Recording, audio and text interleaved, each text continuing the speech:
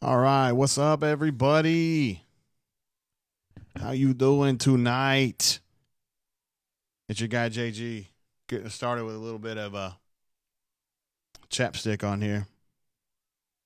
The Auburn Tigers, of course, victorious tonight, beating the Kent State Golden Flashes by a score of 55-16. A game that unfolded in kind of predictable ways. Auburn was a lot better than Kent State, and they played better than Kent State. Golly, I'm having to get myself together here to start because I've been working on some other stuff. I got the game breakers up on the front of auburnsports.com. And we got the stats up here and some pictures from Robin Kahn and Todd Van Emst, Auburn's outstanding photographer who works for the university. And he does really good stuff. You guys might remember him. He was the advertiser for a long time, and now he works for Auburn. A former coworker of mine, as we call it, at the Montgomery Advertiser. It's been a minute. Just as a reset tonight, I'm drinking Old Granddad 114, which is one of my favorites. This bottle actually was not given to me by Stretch Armstrong. He did hook me up with a bottle once upon a time, but that is long gone now, replaced by this one. And you can buy this at your local ABC store here in Alabama for $30, something like that. It probably should be a little less expensive than that, but you do what you got to do. The Auburn Tigers victorious again over the Kent State Golden Flashes. I've got a whole bunch of stuff here to go through, and we've already got a lot of folks on the chat. What's up, Webb? Nice to see you again, bro. And let's see if we got anything else. Robert says, enjoy the wins, bro. We 3-0. Yeah, I know it's time for celebration, right? Big wins over Kent State and Tulane here lately. Everybody's really fired up about that. Somebody says, what's on your shirt? I don't know. Nothing bad. I don't know. Some print.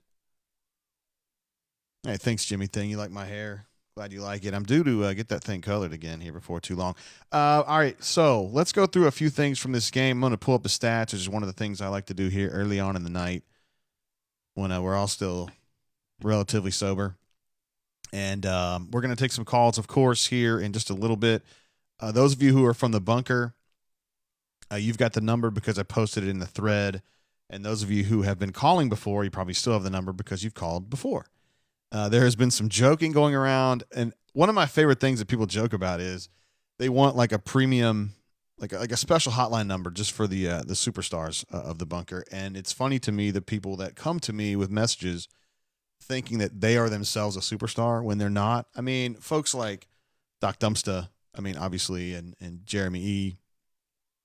and B. Matt and Jay Lee, obviously. But there's some folks that I think are kind of like marginal bunkers.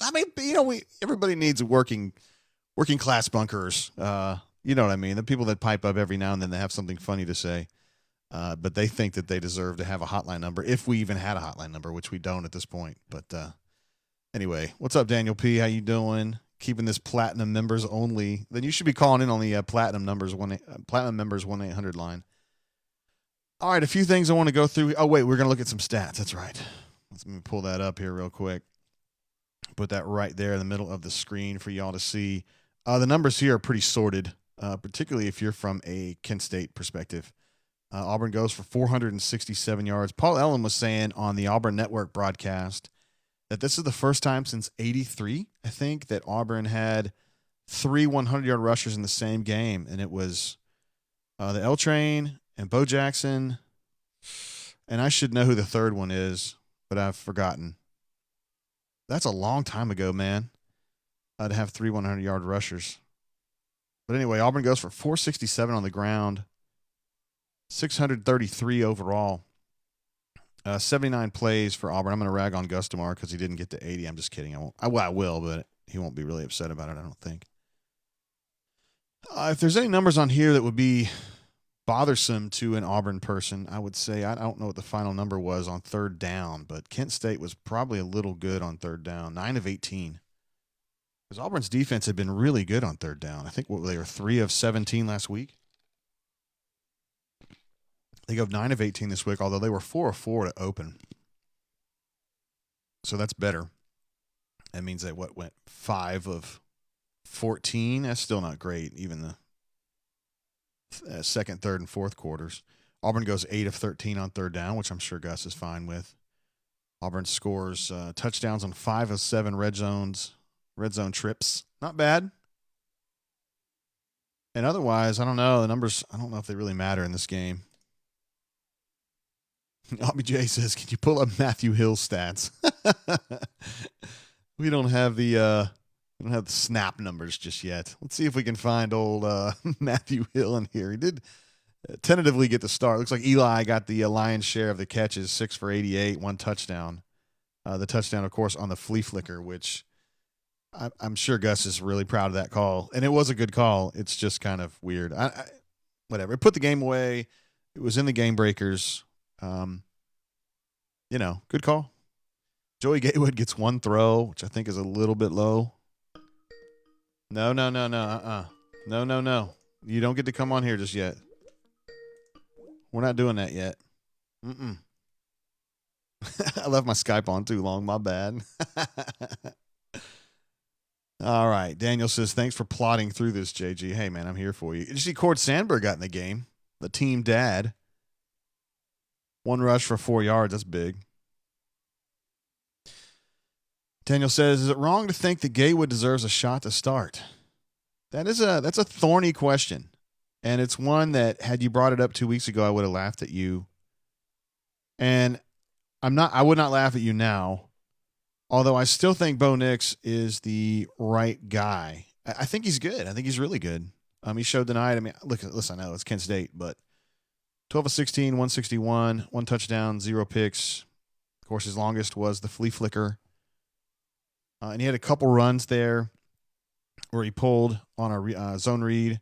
And I told you guys he was fairly fast. I thought he was real fast in the open field, although Gus is going to tell him to get down because it's one thing when you're running against Kent State out there, but when you're going against really fast defenses like, say, LSU, Alabama, Georgia, maybe even A&M, they're going to catch up to you. So you need to get down, get your 6 yards and get down. I know that Gus is going to tell them to do that. Let's see anything else that sticks out here. Bo Nix gets a stat for a punt. He had a little pooch punt there. That's something they work on a lot. We would see that a lot during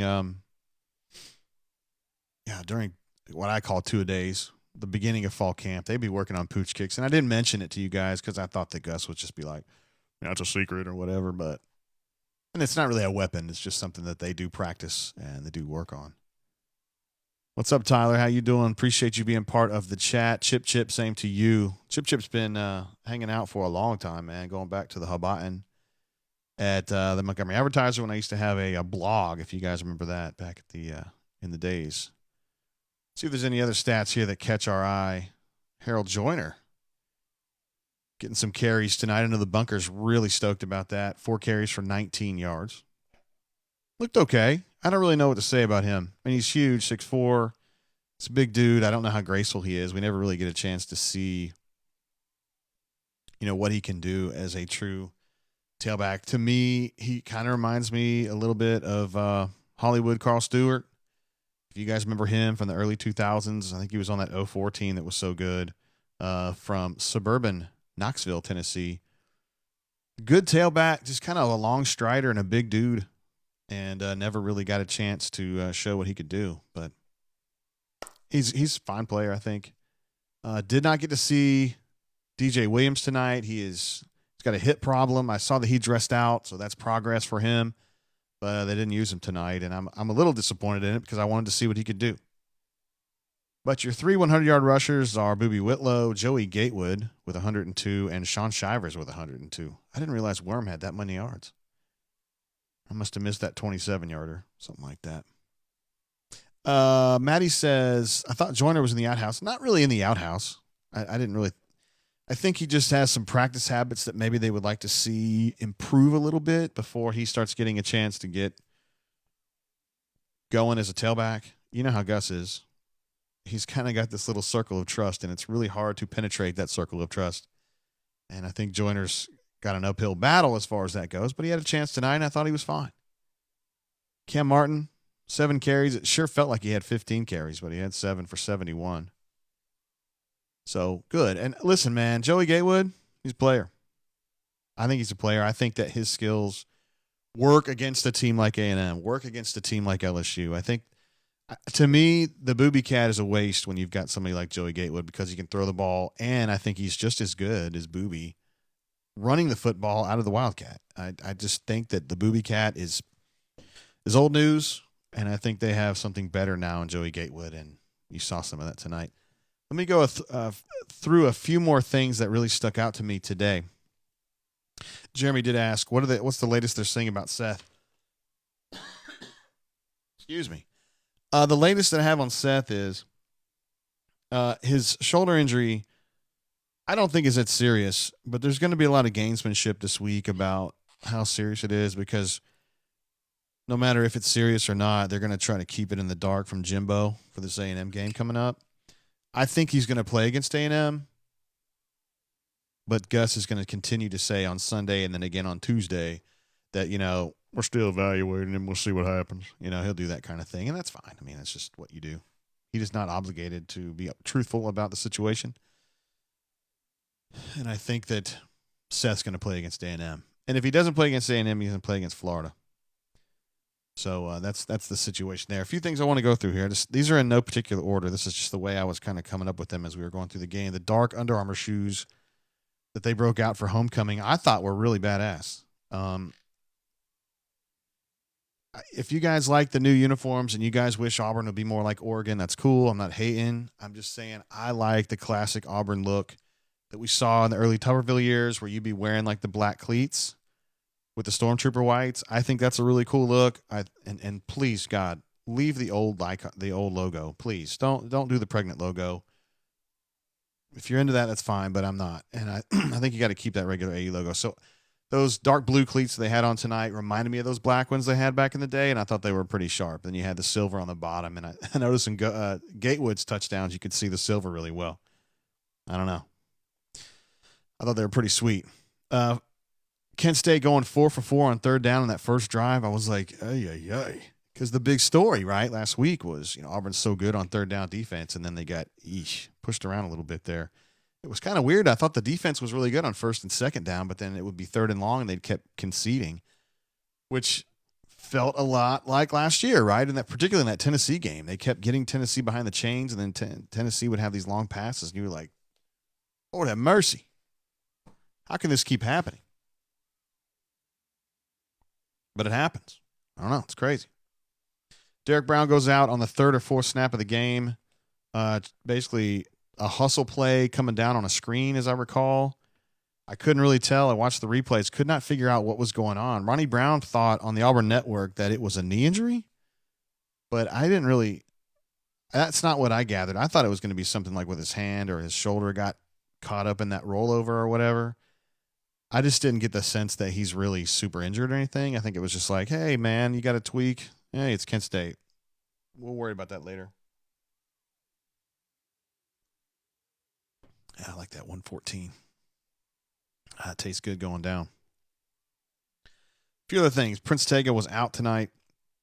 That was as a precaution. Look, Prince Tega's got an issue with his knee that is probably going to require surgery. But the idea is that he's not making it worse by playing on it right now. So he's just going to kind of go through it. If you're asking me my opinion, I think Prince Tega is playing at about 80% in general. And so the idea was, hey, look, let's just play Bailey. Let's give Prince the night off. We're not putting him at risk of any further injury. We'll just wait till A&M. I don't think he's any more injured today than he was 3 days ago. We'll just giving Bailey a chance. And I thought Bailey was okay. I thought his assignment was good. He's not going to be a road grader and knock people down on their butts or anything, but I thought he was fine for what they were doing tonight.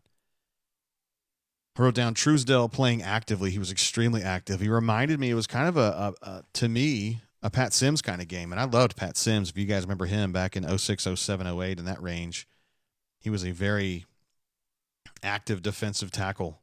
And I think that's what Truesdell is. And that's what we've been waiting on him to kind of pop up and realize that's what he's going to be. I thought he played another good game tonight. And I think I was wrong about him. BMAT was riding my ass all during two-a-days. I call him two-a-days about it. Oh, no. My guy who covers Florida says Franks is out for the year. About that, huh? Felipe Franks got kind of bent backward on a fourth down run there at Kentucky, and I think he did something really bad either to his leg or his ankle. Although I don't know if that's going to really affect when Auburn goes down there in a couple 3 weeks because their backup quarterback came in and led them to a win at Kentucky, which it's Kentucky, but I don't know. It's pretty impressive. Getting back to the Auburn game. The screen game defense was terrible in the first half. Auburn loves trying to get upfield, and they do a pretty good job of it with their front four, and then even some of the blitzes they come up with. I know Noah loves coming off the edge there for like a delayed blitz, and they were using it against them with the screens to kind of slide underneath that penetration. It's something they're going to have to work on because I promise you Jimbo's he's going to realize that, and he's going to try to exploit that, and he's going to see if Auburn can fix that ahead of the game at A&M.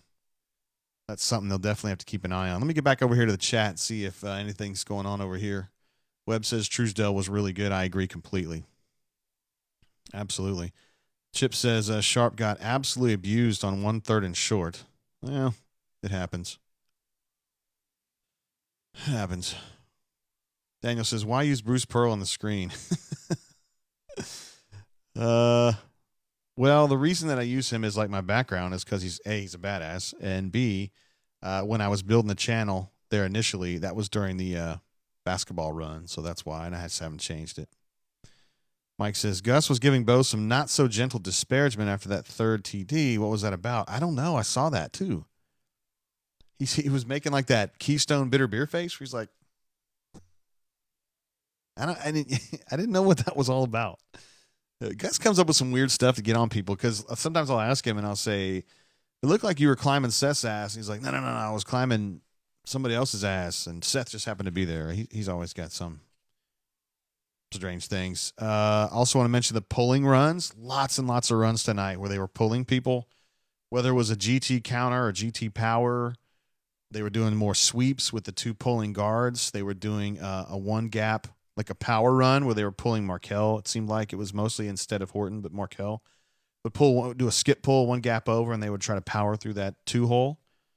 It worked tonight, but then again, it's Kent State. I really believe that that's something you're going to be seeing a lot of this year, that they just don't feel like they can line up and go mano-a-mano with these upper tier West teams, and they're going to have to do pulling in space and letting Markel and Jack and Prince Tega get out in space and hit people. To me, it's a little alarming because you would think that an offensive line with this much experience would be better at just enforcing its will upon people, but I think they've just kind of decided to cut bait on that stuff.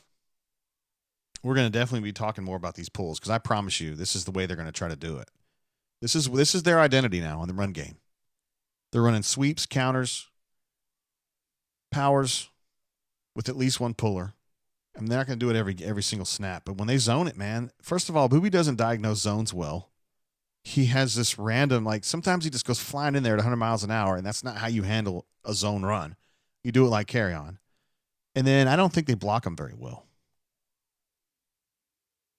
Just my opinion. Matt Biv asks, is DJ still hurt? Yes, he is. He's got a hip pointer. I was thinking he might be available for this game, and he's not. That's unfortunate. I don't know as though Gus is willing to experiment with somebody like that in a game like A&M. I just don't know. Brad says, Schwartz caught a pass with a cast. He did indeed. I couldn't believe it. I was busting Gus's balls the other day. On Tuesday, I was like, dude, why were you? Because if you remember last week against Tulane, they threw the ball to Schwartz and he dropped it, right? Of course he dropped it. He has a cast on his hand. He's like trying to club it. And he said, well, he catches it in practice. I was thinking to myself, that's like saying that JG hits all of his threes when it's me in the backyard, you know? I mean, of course he catches it in practice, right? So they gave him another chance tonight. He caught the ball. I give him credit, man. That's hard to do. On my list here, I put Joyner ? I don't really know what to say about Joyner at this point. They were kind of pulling a Devin Barrett with him, you know, from a couple years ago when Devin Barrett would be only in for those screen plays. But they gave him some chances to run the ball later in the game, and I thought he did a credible job. I just some reason I just feel like Gus doesn't trust him, and I can't put my finger on it. He didn't tell me that. That's just when I'm like, hey, have you thought really about playing Harold Joyner in the backfield? He kind of gives me this like, you never really know what he's saying. Gatewood snaps. He probably played, 25 snaps tonight? 30? Finishes with 12 runs and 1 pass. I thought he looked really good. And again, I said at the top of the show, I think you need to ditch the booby cat, and it needs to be Joey in those situations. You need to dedicate those snaps to Joey because I think he's pretty damn good. In fact, I think you could make the argument that he's a better runner than Booby. I really believe that he hits the hole harder. Although Booby did hit the hole harder tonight than he had before. I wonder if they had a conversation with him about that. Couple other things. Did you notice that J.J. Wilson spent so much time wide? They were using him as like a 2. I couldn't believe it. I mean, he's a tight end H, and they're using him as a outside receiver. And the thing was, in fall practice, a lot of players were telling us that they felt that J.J. Wilson was the best receiver they had as far as the best guy to catch the ball. Now, Seth obviously is the best receiver, but J.J. Wilson had gone at the time that I remember asking a particular player who I trust, he had gone 12 consecutive practices without dropping a pass. And so if you keep that in mind, it's not surprising that he played outside wide receiver tonight, but it just looks weird, I mean, he's an H. He's a big dude. And he caught the ball. He had one catch that I thought was a pretty complicated catch, and he made it look nice. Smoke Monday got ejected. I don't really know what to say about that one. I'm not 100% sure that he hit that guy in the head, but he did lead with the crown. And, well, that's just the way it goes. I think that's a targeting call 100% of the time. And I understand why they're doing it. I understand why we're doing the targeting thing. And, listen, man, concussions are bad. CTE is a real thing. And we've got to do things that are less dangerous to preserve the game. And so I think it's a fair call. So Smoke's going to be out for the first half against A&M. I don't know if that's a big deal because I have been surprised, and we all have, that Smoke and Sherwood have not played as much as we thought they would, just because he's stuck with Daniel Thomas and Denson so much. And listen, Denson's been insane. He's been really good this year. I thought he was good tonight too. Thomas, he's solid. I think he's in the right place most of the time. The trick with him is Daniel Thomas plays so much better when he's playing down on the ball. Any situation where he's playing back on the ball, it gets kind of iffy. And that's where Smoke and Sherwood, I think, are better. But, Kevin Steele does a pretty good job in general, I would say. So, also want to give a shout out to Mary Stewart, who I do not know. Some of you may know her. She was named homecoming queen tonight, a young lady from Selma, Alabama. That's a big deal, man. So, congratulations to her and her family. It's a big deal. We had a picture. Todd Van Emp sent out a picture of her and her dad. I don't think my daughter's destined to be a homecoming queen anywhere, but I'm sure that would be a very big moment, particularly at a big, prestigious school like Auburn. That's pretty much the things that stuck out to me. I'm going to go ahead and open up the phone lines and just kind of see what's going on. Yo, yo, yo, yo, yo. And see how long we get until someone calls. We're going to definitely keep up with Jeffrey Lee at some point tonight. And then we also got BMAT. And for those of you who were on the call last week, or on the show last week, you know that all those notifications kept popping up, and you guys are like, dude, you're killing me. I figured out how to take them off. You can still hear them through the microphone, but at least they're not blowing you out. This is going to be Sir Hiss right here. He was pretty fired up about being on the show. Sir Hiss, what up, bro? What up, Tate? It's good to have you on the show, my man. Man, I cannot believe it. I finally got through. Well, I've got you hooked in here, and I knew who you were. How you been, bro? Well, I've been hanging out with friends tonight. Been drinking a little liquor, and man, I'm sick and tired of watching Gus Malzahn football. Yeah. I've been watching it since I was a student. I started with Gene Chizik football and kind of thought that everything was going all right. And then we got Gus Malzahn, and here we are, same song, different dance, and I'm just sick and tired of it. How you been tonight? Well, I'm great. I'm over here with my old granddad 114 and just enjoying the night. But I'm you're sick of. here. Hey, what did you think about that flea flicker call though? Huh? That was pretty sweet. Oh my God! I literally looked at it and I said, "Are you fucking kidding me?" I Hey, mean, that's literally what I said. well, it I'm was sitting a here good with, call. It was a good call. oh yeah, it was a good call, but I mean, how in the hell are you gonna sit here and call that? Or you're gonna call it in that situation, but I mean, come on, man. Well, What you're drinking old granddad 114? I am. That's my drink tonight. It's one of my favorites, and it gets All the job right, done, so man. I'm gonna let you pick one of my I'm gonna let you pick my drink tonight. I'm sitting here and I'm looking at an Elmer T. Lee. Oh I'm wow. looking at a Weller 107. Ooh. I'm looking at a Blanton's Gold. I'm looking at a lot of good bourbon. Let me Out of ask. those three, which one's that Well, drink? Sir Harris, let me ask you this. So, how on a scale of 1 to 10, how drunk are you right now? Probably about 6. Okay. Once you get past 5, in my opinion. I've been talking to Bo's Great for a long time tonight. Oh, he's my guy, buddy. I love that guy. Is that your boy? Yeah, we're friends in real life. He's one of the really good guys. I don't want to say his name on the air because I don't want to. Hey, my father owns a house. I grew up down the street from him. He's a really high quality individual. I know you'd agree. Definitely. Well, hey, listen. So for me, this is just my opinion. Once you get over 5 out of 10 drunk, I think you should start drinking the cheaper bourbons rather than something good. So that would take out Blanton's and Elmer T. Lee for sure. Do you have like a lower end bourbon that's pretty good that you could maybe hit right now? I'm looking at some Clyde May. Okay, that would be a good one, I think, to finish with. Yeah. All right, so after we've gotten over the bourbon, and I want to talk to you about how bad I hate watching Auburn right now. Why do you hate them so much, man? I know you don't like Gus and everything, but the team's okay. The team sucks. I don't know as though the team sucks. I'm not sure with that. All right.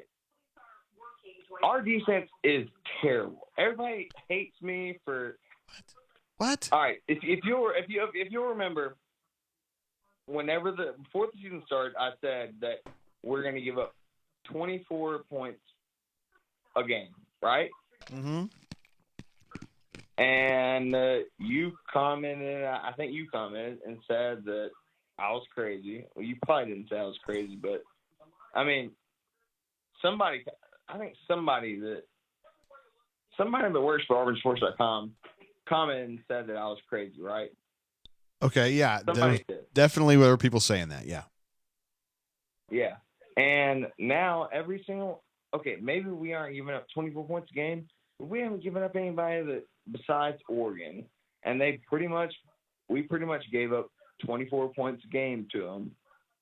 We got lucky as hell whenever Nick's to not Sanders, but Nick's to Williams. Sith, yeah. Mm-hmm. Yeah, and I mean, I feel like I'm pretty spot on. We're not that good. All right. I will. I mean, I can't really refute that. We're gonna find out in these next 3 or 4 weeks. But hey, guess what? Hey, Jay, guess what? lay it on me. It's my birthday next weekend. No shit. No shit. All right, man. And hey, I hope that we win for my birthday. But guess what? I don't think that we're gonna win. All right. Sir Hiss, I want you to know, thank you for calling in, and you're one of my favorites, bro. Even though you rag on me sometimes, I think you're really funny and clever. Well, there's a lot of people that just they just don't like me. I don't know why. I think you're a little blunt. I think that's the problem. But I have the same problem myself. It's not because I'm blunt. No, it is. I think they're homers. And they just don't want to hear the truth. Is that what it is? You know who my favorite people are? Your homies. Yeah. Power Man, Fig Jam, Sweegan, Wall Street Guy. I don't know any of the two. Hey, you know who my favorite people are? I'll tell you right now. Bo was great. No. Well, yeah. Bo's great. son of Seaborn. He's great. Yeah, he's a good guy. No I doubt. know you've met him in real life. I have. And hold on, let's see. This is scintillating radio here, Sir Hiss. You're just killing it, bro. Yeah, no. All right, man. Listen, man, I appreciate you calling in, all right? And if I don't talk to you next weekend, happy birthday to you, all right?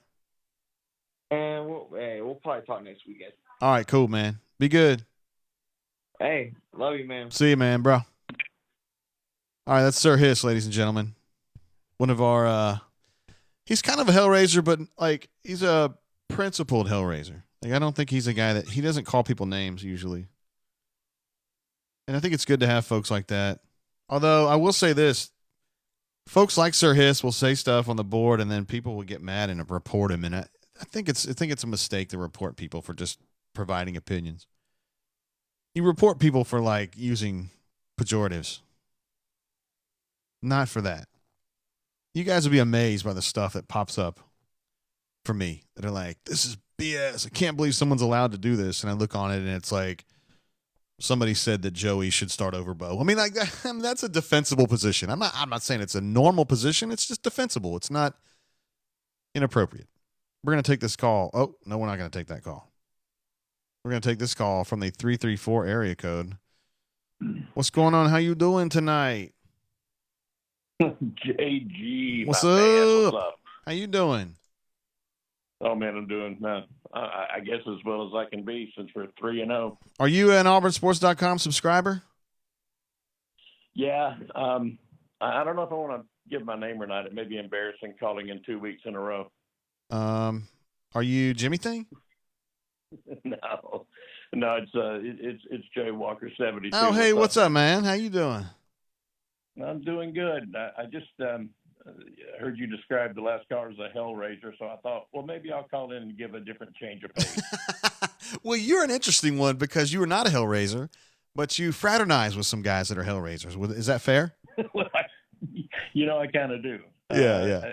That kind of balances things out, though, right? Yeah, absolutely. What did you think about this game, man? What did you take from this game?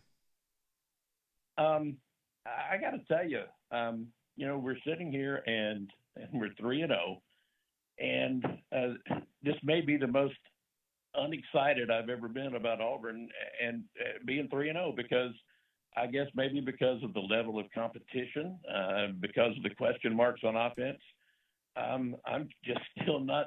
I don't know where we are. I mean, are we a decent team right now? I think the answer to that is I think we're decent right now, but I don't think we've answered enough questions yet because of who we played. I think that was a quality win, especially with a freshman quarterback over Oregon. But these last two games, we covered and we did what we were supposed to do, and finally tonight, I thought we got some decent playing time for Gatewood, and finally, we actually got to see Joyner at running back, and so okay, that's fine, but I don't know, man. I have very little confidence when we start this gauntlet. I just really don't know. Yeah, it's going to be tough. I mean, you got A&M, Mississippi State, Florida coming up, and there's some guys that I think they still need to see about. I still am not sure about Booby. Still got some reservations about him. I wish we could have seen DJ tonight. I don't know about Harold Joyner as a number one tailback. Seth's out. Schwartz isn't himself. The offensive line's still not getting a lot of push. I mean, there's a lot of questions, right? Yeah, and I think that's that goes to what I'm talking about. I mean, we have so many question marks that and a lot of pieces of the puzzle that you just alluded to that we haven't been able to see. I know that we read that DJ was cleared to play this week, but I honestly, knowing Gus, I wasn't expecting to see him tonight. I was hoping that we could, but yeah. But okay, that's fine. But still, you've got an absolute gauntlet coming up. I mean, I'm looking at the schedule and these next four games. The announcers tonight, even they got this part right. The guy said, "I feel like that Auburn's season is going to be told with these next four games," and I think he's right about that. Yeah, that's a fair position, a very defensible position. because these aren't I even going to be think the so. hardest. These aren't going to be the hardest games. I mean, we still have those in November. Right. Yeah. Yeah, right. But I think the point is that if you stumble with these games, I mean, is there any confidence left at all coming No. in November? I mean, I don't think there's any. No way. And so let's say say we go 2-2. I think some people see that as best case scenario. For me, best case scenario, of course, I mean, is to win them all. But I think realistically, with what we have and the challenges we have on offense, I think best case scenario for me is 3-1. And if Auburn does that, and if we remain relatively injury free, then yeah, okay, I think there's some hope left. But it's just such a big question mark with Gus. Here we are in his 7th season, and we are still dealing with some of the same things that we've dealt with for such a long time. And Yeah. I don't know, man. It's this is just a hard season to call for me. I look at the talent and what's going on in the SEC, and I watched the end of the Florida Kentucky game, and It was rough. I'm seeing a Florida team that is definitely beatable. I mean, but are they beatable with our offense? I think our defense can certainly keep us in most any game.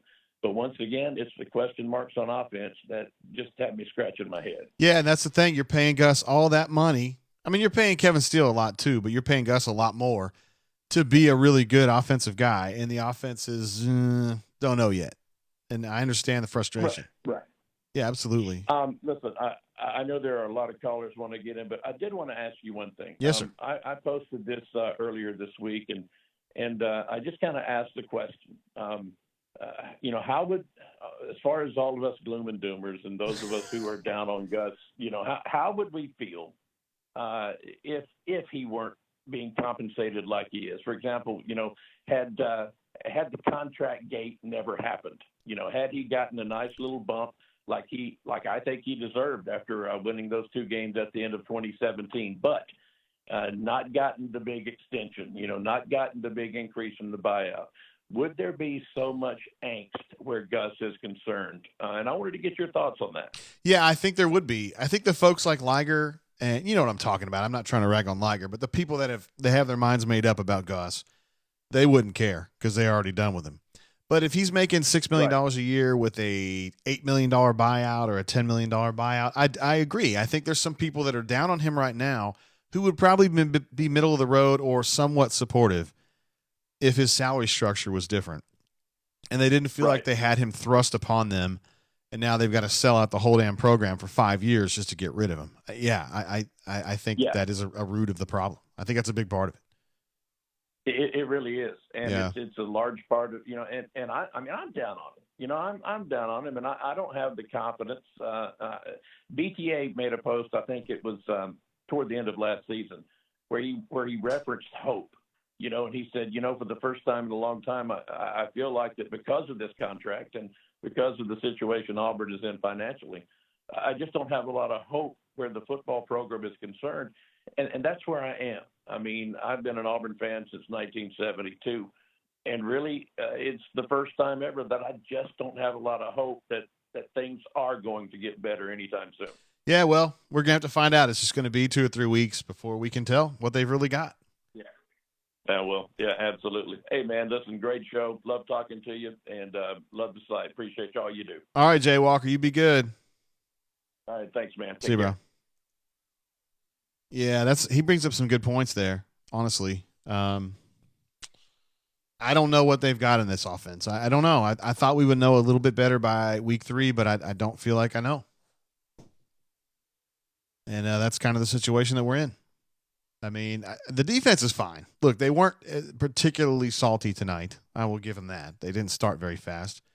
They've had some problems in the first quarter in all 3 games, but they're good. I mean, listen, everybody watching the show knows the defense is good. It's just going to be a matter of how good is this offense, and can it get 30% better, 50% better by the time Georgia rolls around? Because if it can't, then they're not going to win. But you've got so many young guys, not on the offensive line, but at quarterback. And I still think we need to see DJ. I really do. And I'm not trying to put the Superman cape on that kid, but I think he's got a chance to be really good. What's up, caller? How you doing? Doing great, doing great. How are you? I'm just sitting here drinking my old granddad and having a great time. Are you an AuburnSports.com subscriber? Yes, a little bit. What's your handle, bro? Plainsman. Oh, really? Okay. How you doing? Doing well, doing well. How are you? I'm good. Have you been drinking tonight? No, sir, my friend has. Oh, dang. Okay. I have been myself, but that's cool. What did you think about this game tonight? Did you were able to draw any conclusions from what was going on out there? Yeah, we thought the game went extremely well. I mean, in the second half, but the first half, I mean, things took a little while to get going. So,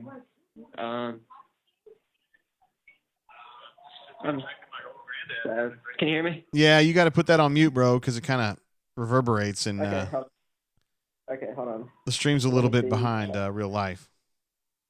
Okay. Yeah, hold on. Give me like 2 seconds. I got fun. You're good, bro. All right, here you go. Okay. Appreciate you. It's all good. Yeah, well, we thought the game went well. Our defense was, a little bit holding back in the first half. Yeah, for sure. It took a while to get it going.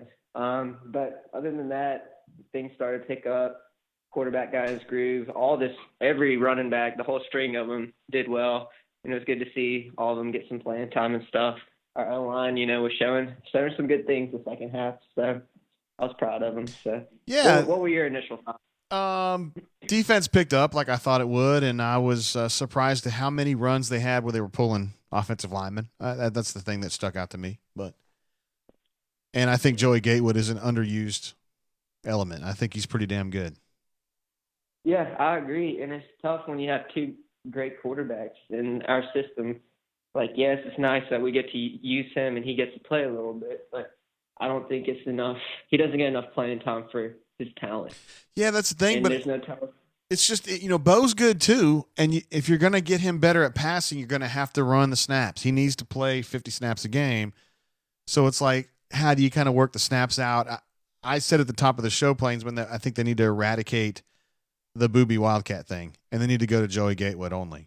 That's my thought. Yes, and there's because when you put a running back in the Wildcat, even if Bo Nix is out in the slot or whatever, as a passing threat, if we run a sweep off him or something, they know 80% plus 90% of the time it's going to be the running back faking a dive and running right behind the fullback or something, and it just doesn't work. Whereas if you have Joey back there, like he's a running threat, but he can also pass. As far as we've seen the couple throws he's had, but I mean they gotta let him throw the ball. Let's let him sling it.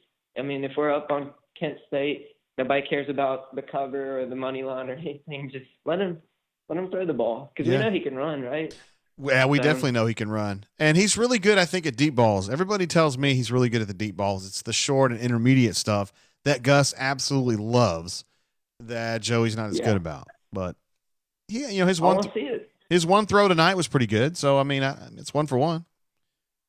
Right. And my thing is, love Bo Nix. He's done everything as well as he can and, really shined in the spotlight. But, who knows what Joey could have done in the same situation. So people are like jumping on the Bo train, but we don't know what Joey could have done, Yeah. But I'm not going to sit back and take anything away from what Bo's done because he's accomplished everything Auburn fan could ask for this. Yeah, he's been good. He's been good so far, but we'll see what happens. What do you think about a running back? What do you think about them? Yeah, I'm just kind of, I don't know how I feel about Booby. He's okay. I think he's solid. Cam Martin, solid. I think they need somebody who can play better, and I think it was supposed to be Mark Anthony Richards and DJ. I think it was supposed to be those two, but Mark Anthony's still in a scooter. He was riding a scooter as of Monday night, and then DJ just got back, but I don't think he was totally ready. So that really kind of changed the plans a little bit. But, I mean, I don't know. What can you say? And, I mean, rotating them seems to work. Keeps them all fresh, and even Shivers, he's out there hitting hard and, even on the tough dive plays, he's still running well between the tackles. So I don't know. Worm's a good player. Worm's a really good player. He just needs to be out in space a little bit more. Right. What about a receiving core? I feel like, yes, I like Hastings in there and everything, but I feel like another couple wide receivers out there could. I don't know. I don't know. Let's be real. It's supposed to be I don't know if we have. George Pickens was supposed to be out there. Let's be real about it. If you had Pickens, had Pickens and Seth and Eli Stove and Wee Willie and Schwartz, you'd be in good shape. Yeah, we can lay off Canelo here and there. Yeah, but no doubt. Yeah, we need because we have the quarterbacks, we have the backs. O-line's seeming to pick up, but we don't have those receivers that are surefire. You know, that we don't have a Julio Jones type main receiver we can throw to. It's like a bunch of, I don't know. I feel like we need to have an adjustment there. But other than that, yeah, those are my thoughts. Word. So, Plainson, I appreciate you, bro. Man. Yes, sir. Y'all have a good night. You behave yourself. See you, bro. It. Absolutely. We'll try it. All right, peace. See ya. I really want to get my man Doc Dumpster on the horn. And I've been texting with him trying to get him set up. I know you guys want to hear from Doc. I'm going to see if I can call him myself. This is a first. If I have ever done that. I have never actually called out on this. So we're going to try this. You guys are working with me.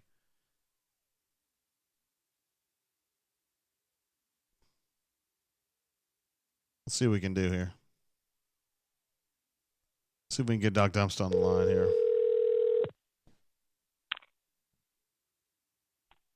Hello. Yo, is this Doc? Doc, it's Doc on the line. What's up, bro? It's JG. What up, man? JG? What's going on, Deputy Dog? Oh, man, just the usual stuff, man. I've never called anybody out, and you're the first person I've done that to. Hey, Dog, I've been trying to call. That show is freaking loaded. Oh, yeah? How you been, man? Dog is good, buddy. Am I on the line right now? Yeah, you are. Good. So I'm on air? I believe so. Yeah, that's the goal. But, hey, I got to tell you, Dog, I had not heard a ton of the show tonight, but let me just tell you my thoughts on that game. Yes, sir. That was Gus Malzahn City, baby. That is exactly what he. There's people that say, listen, before that game, okay, everybody was saying, hey, who can pass, who can run, who can do this? Gus don't give a flip. He wants to rush for 600 yards. He doesn't want Jimbo to see a damn thing. So that game was absolutely dialed in perfect, according to Doc Dumpster, in my opinion. Yes, sir. I hear where you're going. I mean, what do you think about it? No, I think you're exactly right. I think he wanted to just ground them into submission, and that's what he did. I mean, we're going into the fourth game of the season. We have no idea if we can throw a forward pass. But now here's the deal. Jimbo doesn't either. Jimbo has no idea either. So I'm just saying, I was talking to Stretchy Poo earlier.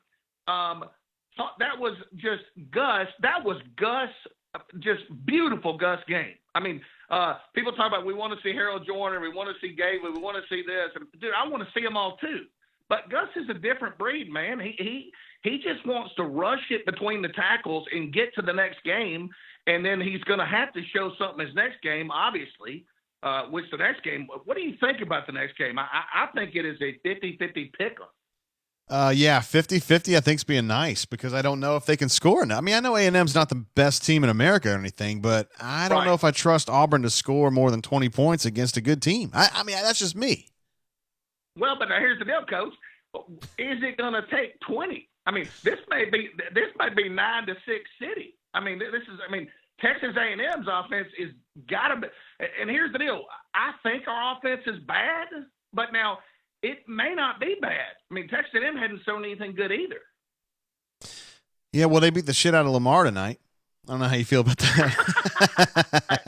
Let me tell you something, dog. David Hasselhoff's titties could beat the shit out of Lamar. I promise. I guarantee you, at least one of David Hasselhoff's titties could beat Lamar. Yeah. He does have some nice moves. You know, I tell you what, everything's we're okay. I mean, like I said, hopefully. Now, what about Brown? Is Brown healthy? Do we know? My belief is that he's going to be fine.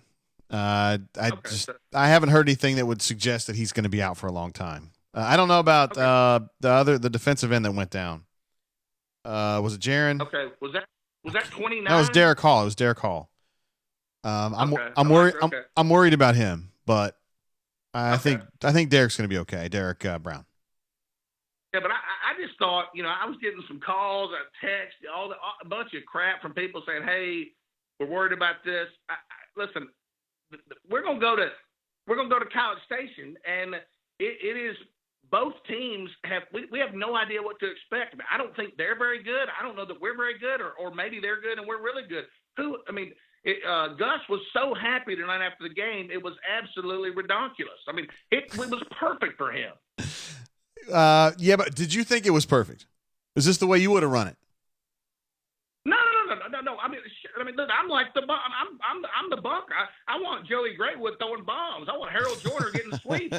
I want all the stuff the bunker wants. Yeah. But here's the deal. I make $7.56 an hour. Gus makes $7 million a year. That's his choices. You know what I'm saying? Is this guy not the greatest? I'm telling you, Doc Dumpsters.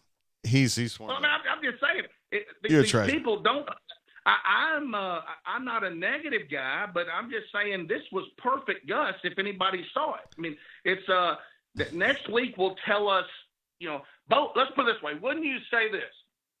Bo Nix will have to throw next week probably for us to have a chance to win. Absolutely. So? Yeah, absolutely. Yeah. 25 passes. Right. So we'll and we'll see next week. Do we have good receivers? Do we have a quarterback that can throw? Do we have a coach that'll put the guys, in the game when they're supposed to? I just don't know. But tonight's game was perfect, in my opinion. For what it was, right? Yeah, for what it was. I mean, like I said, Gus doesn't. Gus is different than a lot of coaches. I was watching the Sooners play somebody. They're up 40-0, and they're throwing with the former quarterback from Tuscaloosa. That ain't Gus. I mean, if he's up 3 touchdowns, he'd rather take a knee. He just doesn't want to show anything. That's right. I'm not saying Gus is a great coach at all. I'm not like I said. I lost the Gus bus when Jeremy Johnson came in the third quarter against LSU at LSU. But I'm just saying this is who Gus is, and you know Gus. You know him better than I know him. That's pretty big. So we'll see next week. That's a pretty good game. I thought we played pretty good. Yeah. But I do want to tell this, dog. I got to tell you this. The freaking Bunker Call-In show is nothing but cash cold money. Okay, I freaking love it. Listen, these guys. Listen, the last 2 weeks, it's the best thing about Auburn Sports Time. It's the best. I appreciate you guys doing it. Well, man, Doc, we're just glad to have you both on the site and here on the show. So, well, listen, I love it, Coach. Get you some other callers, dog, and hey, tear it up tonight. Do what you do. Keep doing it, and War Eagle, baby. All right, Doc, you be good. War Eagle, baby. See you, bud. Doc Dumpster, the man, the myth, the legend. I told you guys, I've said it before. I mean, the guy is a legend. He's a bunker legend, and you see why. Because he's got a great attitude. He's not drinking the Gus Kool-Aid, but he's got a great attitude, and he loves Auburn. He's a lot of fun. We are going to, since now that I know that I can call out, which I have never done before, I can call Jeffrey Lee now. Jeffrey Lee is ready for his turn on the show. I don't really know. You know how have you realized, like, you guys who are older, this doesn't apply to younger folks, but you don't know anybody's number. Like when I was younger, I would know people's number, like my girlfriend's number or whatever, because you'd have to know it. We didn't have cell phones, yo. So if I got a phone, I'd have to dial her number. And I don't remember it anymore, but I would have at the time. Like, I don't know anybody's number. My wife asked me the other day, she's like, why don't you call my daughter Maddie? I'm like, I don't know what her number is. I have no idea. I just click on the Maddie Unicorn thing on my phone, and that's all I got. All right, let's go over. I know there's some folks calling in. I've got 3 calls coming in right now, but I got to get to Jeffrey Lee. I got to hear what he has to say, because Jay Lee is also himself a legend. And he's been out here talking to some recruits. And I got to type this thing in. I'm sorry, guys. We'll give him a call, too. I'm going to go ahead and warn him that as soon as he picks up, he's going to be on the show.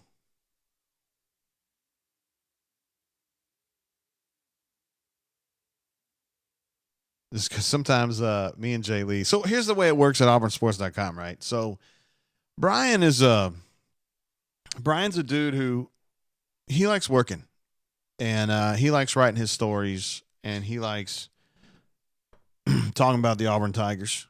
And he's a pretty, what you see is what you get. I mean, his first beer is his first beer. You know what I mean?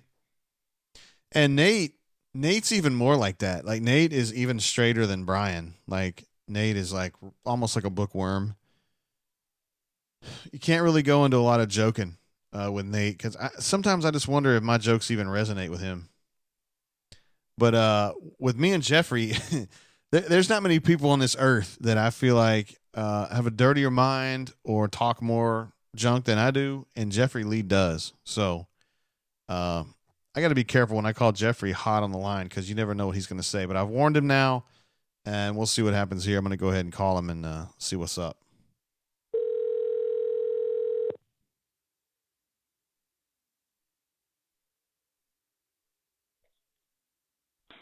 Who be calling me this late at night? Well, is this Jeffrey Lee? Is this Jeffrey Lee from AuburnSports.com?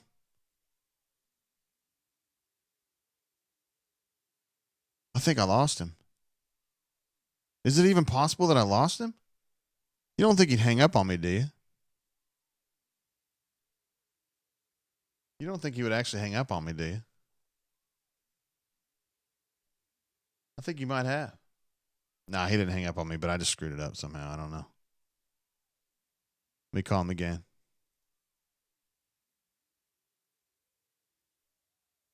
I'm going to do my... has been forwarded to an automated voice messaging system. Uh-oh. He's trying to call back. Oh, he's calling in right now. Hold on. Hello? Is this Jay Lee? Hey. Hey, Jay Lee.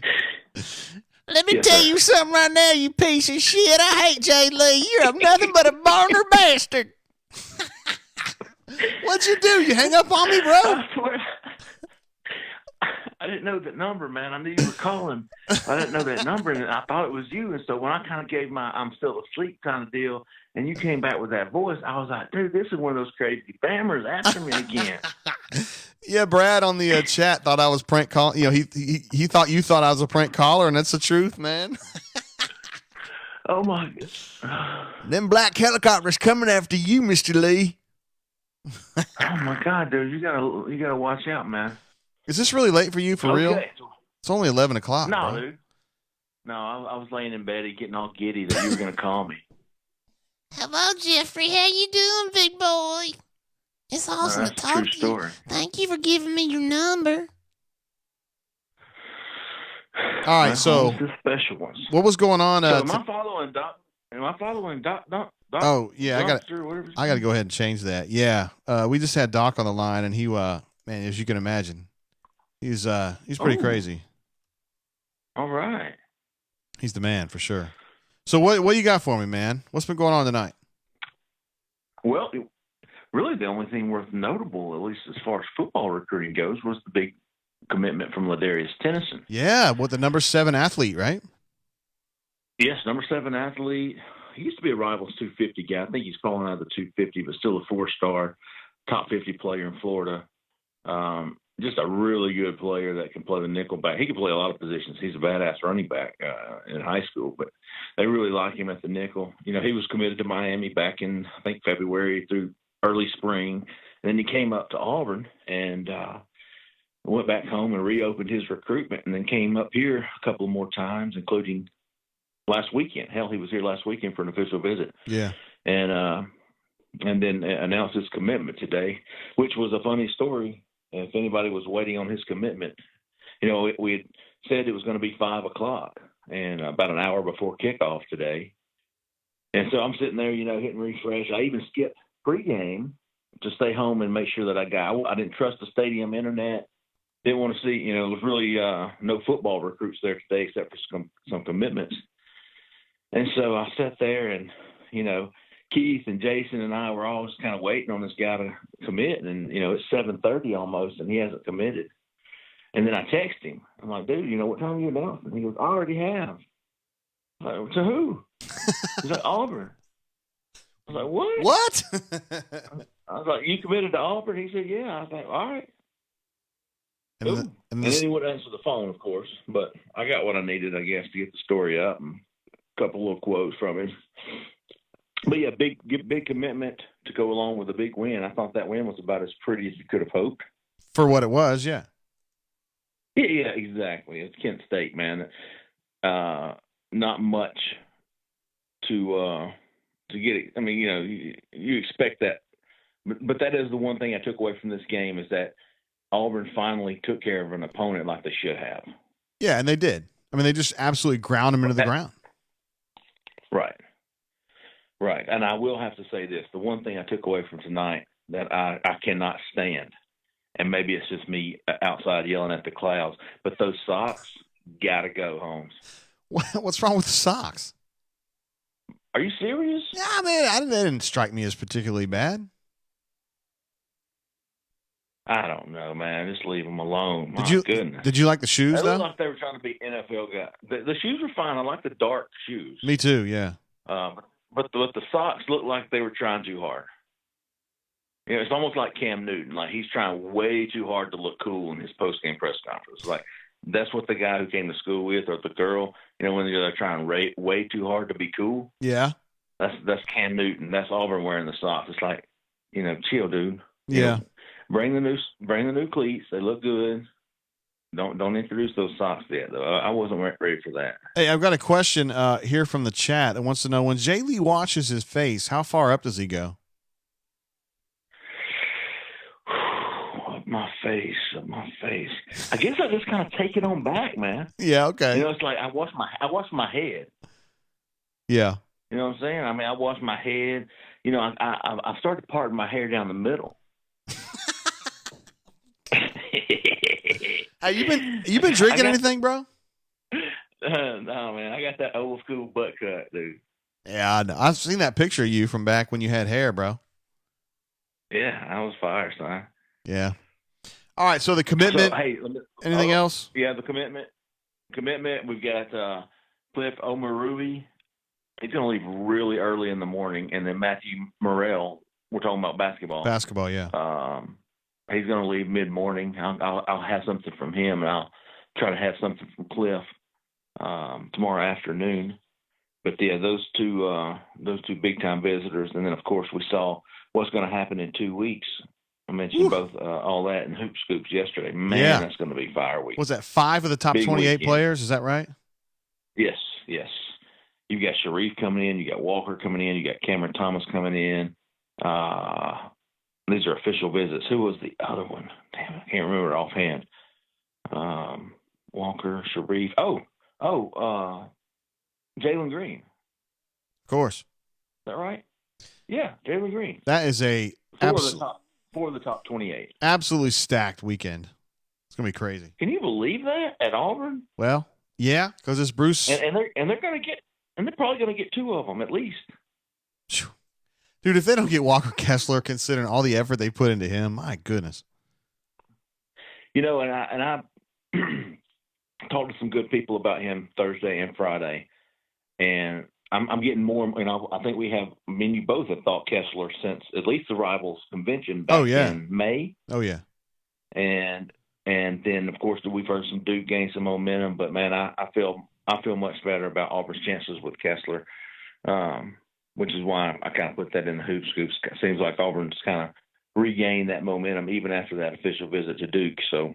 And getting him back on campus in 2 weeks is going to be big. I think Justin Powell, I know you know this, but Justin Powell is going to be big there. I think the way Bruce uses his 4 or 5 guys, I think Kessler might be, could play either the 4 or the 5, but I think he likes that. He likes it being close to home. The Lake Martin house the family has is big. I just think that Auburn's got a lot of things working in its favor. And can you believe this? We're both picking – a 5-star recruit to pick Auburn over Duke. I know that's never happened before, I bet. And then we're picking another 5-star point guard to choose Auburn over Kentucky. Yeah, well, Bruce Pearl, man. Welcome. Yeah. Impressive, man. It's a lot of fun. I tell you what, this is a lot of fun covering basketball recruiting. Just somewhat so different. I love hearing the fact So that Auburn different. would take kids away from Duke because I hate some Duke now. Oh yeah. Duke Oh, yeah. sucks. Jay Lee, I want you to know that you're my favorite ball-headed guy, like anywhere ever, Thanks, sir. and Thank you, man. you're doing a hell of a job. Appreciate you, bro. Love the show, man. Behave yourself, all right? Second time caller, second time listener. Okay, bro. See ya. Have a good one. See you, man. I told you guys, man. Me and Jay Lee, we raise hell with each other a little bit, because he'll call me and he'll say all kinds of crazy stuff, and yeah, if you weren't ready for it, you'd be taken over, boy. And I try to do it back to him too. I think some of y'all were really thrown off by my voice there. I kind of broke that out last night. Like, I didn't even know I had that voice in me. And I was over here at my local bar, which is called the Tipping Point here in Montgomery, Alabama. And I started doing like this voice that kind of morphed into like Marge Simpson. It was like, hey, guys. Oh, it doesn't work well on the internet. It works better in real life. But anyway, I was trying to mess with Jay Lee there. I did want to let you guys know my dad, he lives in Columbus, Ohio. And although he has no kinship to Ohio State, he lives near Ohio State, and so now he's like an Ohio State fan. It's annoying. And he sends me this text. I mean, look, man, I'm old. I'm 47, so you can infer how old my dad is. He texts me tonight. He says, hey, I know you're busy right now. This is right when we were getting started. I tried to find your post-game call-in show on YouTube, but as usual, I could not find it. I mean, it's like the easiest thing you could ever find. Sometime when you have spare time, you need to explain where I need to look. Auburn was way too much for Kent State. Can Auburn do some passing along with their powerful ground game? Question mark, question mark, question mark. Love, Dad. Haven't been able to answer him yet. That's probably a question some of y'all have, right? Can they pass? Because I feel like Bo Nix, his completion percentage is surely, well, now it's over 50% because of what happened tonight. But even tonight, man, I think there were passes that he missed. I remember he had a long pass he had the wheel route that he missed, and he missed another one deep that he just cannot afford to miss. He definitely overthrew Eli on a pass, and then he overthrew that. No, the wheel route was perfect to Booby, and Booby dropped it. He overthrew Eli on a deep ball, and yet a couple more that were. He's just got to hit those, man. And I felt like on the flea flicker, if you notice, man, he was a little bit soft with it. Now it ended up being a perfect throw, but I felt like he was kind of aiming it a little bit, and it just turned out to be right because he had been overthrowing everybody, so he took 10% off, and it was perfect. But anyway. He missed, John and Chris both mentioned he missed JJ in the end zone. You're right. He was there in the corner, and the ball just went over his head, and it was just, you make an average throw there, and that's a touchdown, but just went too high. Slauson Lawn Care mentions there were a couple of drops. Yes, we really definitely dropped one on a cross that was wide ass open. And some of the other ones just kind of get away from me, but, I was working on some other stuff. Hornomania, the best of the Horn brothers, says Booby had a drop. Yes, on the wheel route. Was really bad. Hit him right in the bread basket. And then Wee Willie went down as well. Love the Cats. Why do you use that name? I'm not even going to say who you are because you're obviously trying to hide who you are, but I don't even know why you use that handle. It's weird. It's weird. All right, we were going back to look at a few stats here. Let me see if I can pull these back up.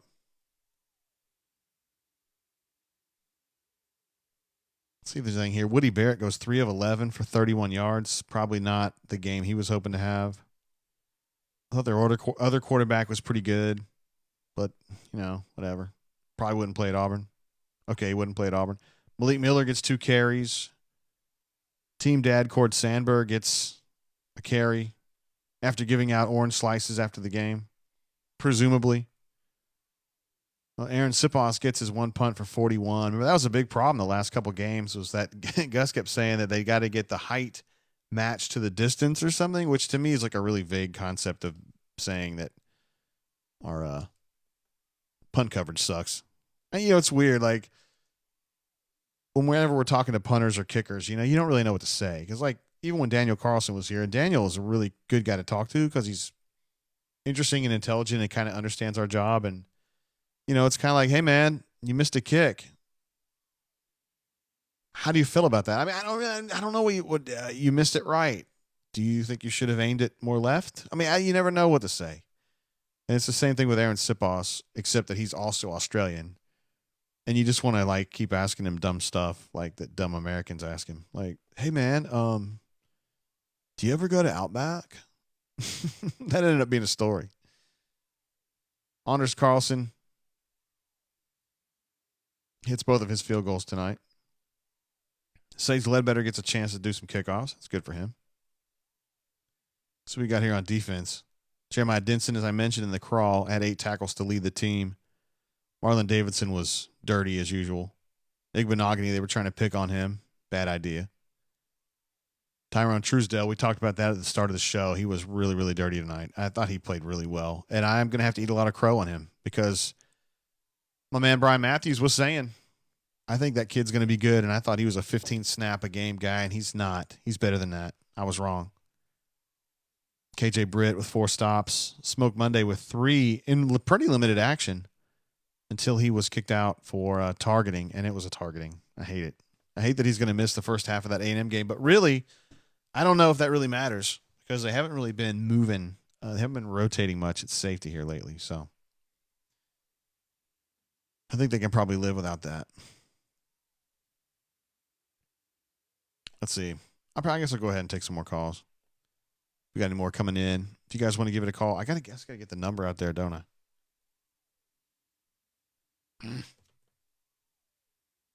Yes, the number is, for those of you who want to call in, 334-230-5035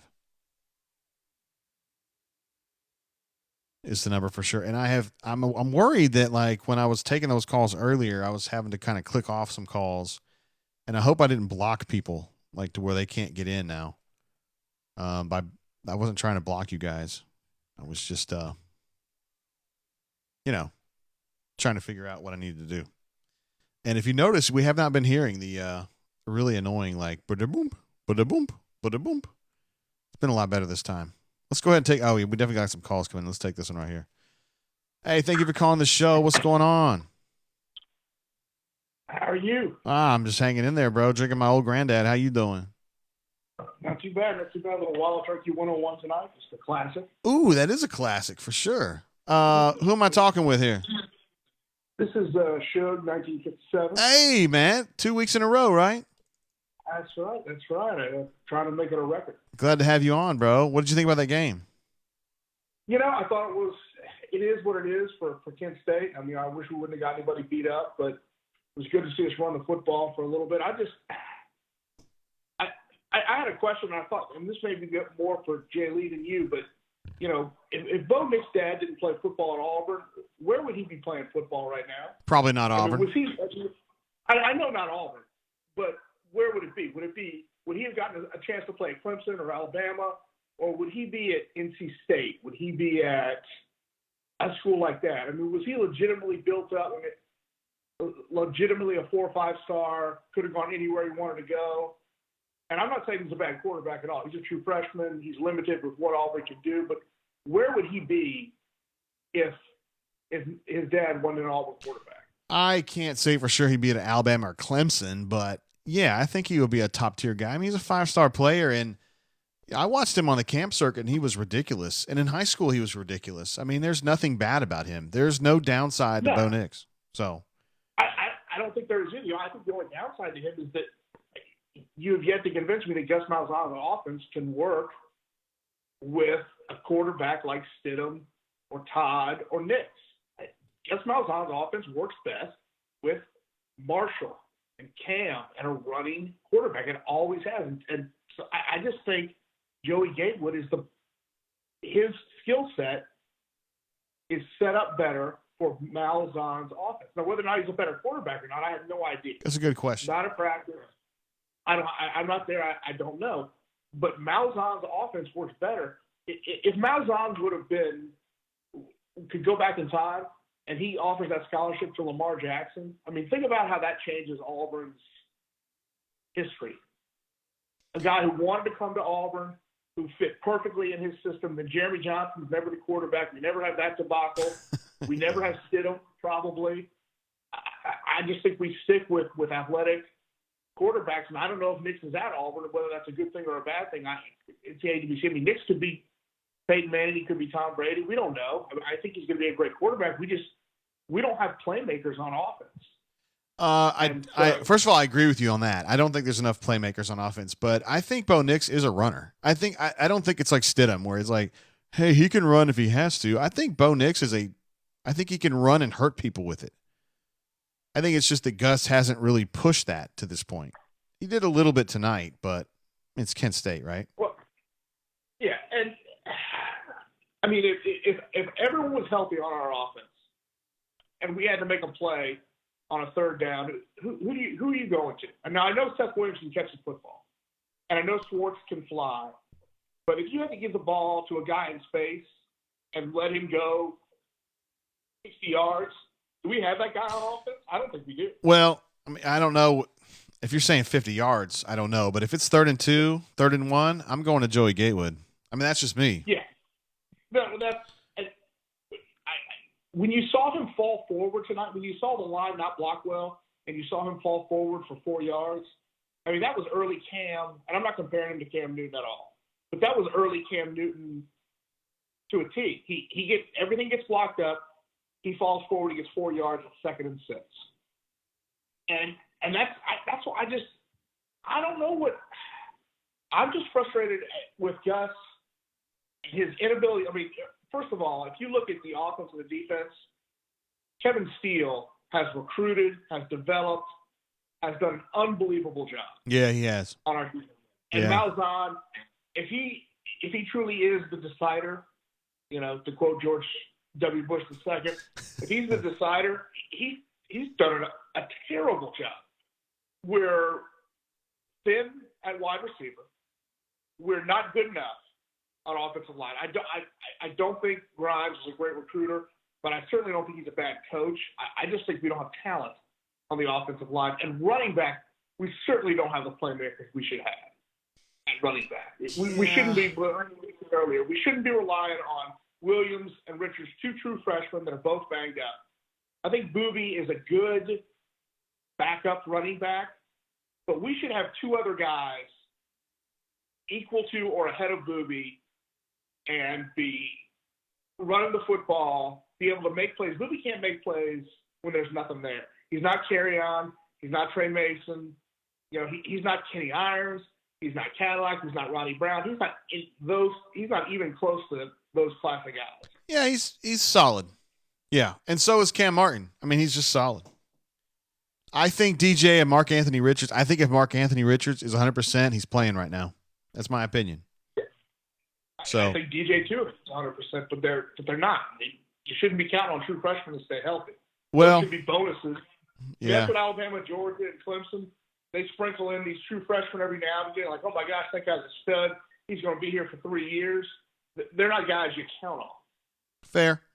Look, man. I mean, if you want me to back up Gus on him developing this offense, I'm not going to do it. I agree. I don't, particularly in the offensive line, they just don't have enough dudes. I do think Tayshaun and Broham and Austin Troxell, if he had not gotten hurt, I think those guys could have helped, and they would have been a good second team. But they are what they are, and I don't have a good answer for the offensive line. I just don't. I think a lot of our problem too, and I love reading on the bunkers. I don't think enough people on the bunker watch enough football outside of Auburn. I mean, I watched the end of the Florida State-Virginia game. The incompetence that went on in that game was beyond belief. You saw kickers shanking extra points. And I don't want to jinx us. We haven't missed an extra point. Here we go. Sunday. We get a chance. I mean, Florida State gets the ball down at the end of the game. They need to spike it, run a play. They don't spike it. They do a wildcat, and it's not blocked correctly. I mean, you watch a lot of other football games, and there's a lot of terrible nonsense going on. Auburn's in a good position. It's just unfortunate that our biggest rivals, you click on our biggest rivals, Alabama, Georgia, LSU, well, they all happen to be top 3 teams in the country. So when we look at them, we say we're fourth, but, you know, I think we're a top 10 team in the country. we just happen to be fourth against the teams that matter the most to us. So that's just our unfortunate situation. We've either got to step up and become great or just lag in this position. I don't know if Malzahn's the guy to do it or not. I hope he is, but I don't know. Well, we're going to find out here pretty soon because it's A&M, Mississippi State, Florida run. I mean, that's gonna prove right there one way or the other. But, I mean, we've got a great recruiting class. I love Nix. I love Gatewood. Unfortunately, I think one of them, obviously both of them are going to stay here this year, but at the end of this year, they're both not going to be here. It's not fair. Yeah. Because I think they can both play. And they're not going to – one of them's not going to sit on the bench to be a fifth-year senior starter, I don't think. I mean, maybe, but I just don't think that's the way kids are built nowadays. Word. Shug, Well, listen, you're doing a hell of a job, bro. I appreciate you calling. Yeah, absolutely. And have a good one tonight. All right, behave yourself. Yes, sir. Appreciate Shug being part of the show again and for being a subscriber at auburnsports.com. By the way, I should mention this. If you're not a subscriber at auburnsports.com, we got a little bit of a site over there, and you can join and be part of a truly great message board. It's very entertaining. There's some football chatter for sure, but there's also a lot of drama that goes on, funny drama that has nothing to do with football. And we had something come up this week, and those of you in the chat who are Bunker Staples, who are there all the time, you know what I'm talking about. Jimpty, one of our members who had been around a long time. I think he's been with us 20 years plus. May or may not have paid in full for some tickets that he bought off another Bunker member, and we had a thread going on it that I think went like 30 pages. Let's see if one of the horns can jump in here and tell me exactly how many pages that bad boy went, but at least 30 pages at 50 posts each.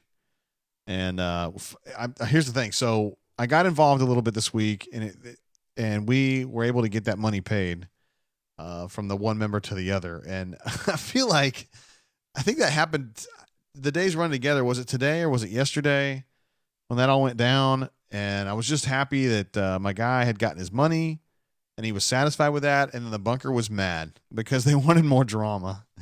I love the cat says 39 pages officially. And then I locked it down because I think once the guy got his money, I felt like we needed to go ahead and shut it off because everybody had already had their opportunity to shit upon Jimpty and, whatever. I don't really know. I didn't want to take one side or the other on that particular kerfuffle because I just don't know and I don't care and I'm not going to investigate it. But it was just typical Bunker. Like everybody's mad. People were asking for Jimpty to apologize to the Bunker for not paying that guy his money. I don't feel like the Bunker deserved an apology per se. I mean, that guy did, and I think he got it. But anyway, that's the kind of stuff that goes on in the Bunker, and it's a lot of fun. And there's a lot of fun stuff that happens at auburnsports.com that's not strictly related to team coverage, although Brian Matthews does an awesome job with team coverage. And we're going to call Brian Matthews right now and get up with him. As you guys know who listen to the rundown, you know he is our ace team reporter. A guy who he just texted me and said that he was coming home from the stadium. I don't know if he's in his car or whatever, but we're going to go ahead and give him a call and see what's up with BMAT. I'm going to try to use my, I don't know, whatever voice comes to me is the one I'll use. I don't even know. Let's see what's up.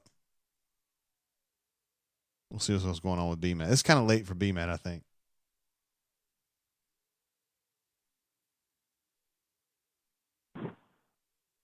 Hey, what up? Yeah, who this, man? Hey, this is Bay Man. I'm just walking home from the stadium, going to my car. I'm going to tell you something, B-Mac, you piece of shit. The only reason you write about Auburn is because it wouldn't have you over in Tuscaloosa. Hey, War Eagle, you motherfucker. I'm going to kick your ass right now. What's up, B-Matt? Not much, buddy. We got you live on the horn here. What did you think about that game, bro? Did MF make it live on the horn, too? No, of course not. We'll just edit that out. Well, that's probably good. What did you think about the game, bro? Am I live now? Mm-hmm. Okay, well, this is what I thought. It was Kent freaking State, okay? Yeah. So it was all nice and tidy and pretty, and all the rushing guys were cool, and it was really nice to have 300-yard rushers for the first time since 1983. Bo Jackson, Tommy Agee, and Lionel James. That's great. But here's what I thought. Okay, Jotavius Whitlow did not fumble, but dropped a really big pass early that could have been a touchdown or a big gain if he maybe a safety had an angle on him there. But other than that, that was a big drop, and he totally whiffed on a pass block. I think Bo Nix got sacked on, I think it was a third down, but it was on a drive there in the first half. So, again, he ran the ball better, but it's Kent State, and he didn't do the little things that he needs to do to be a great back in this league. So a little disappointed in him. I thought the plan was pretty vanilla. Didn't really give Bo a chance to throw down the field a lot. The only big throw he made was on the flea flicker of all things against Kent State. Great, but it's Kent State. Yeah. And then defensively, I saw a lot of missed tackles. Yes. I saw them get burned by the screenplay multiple times.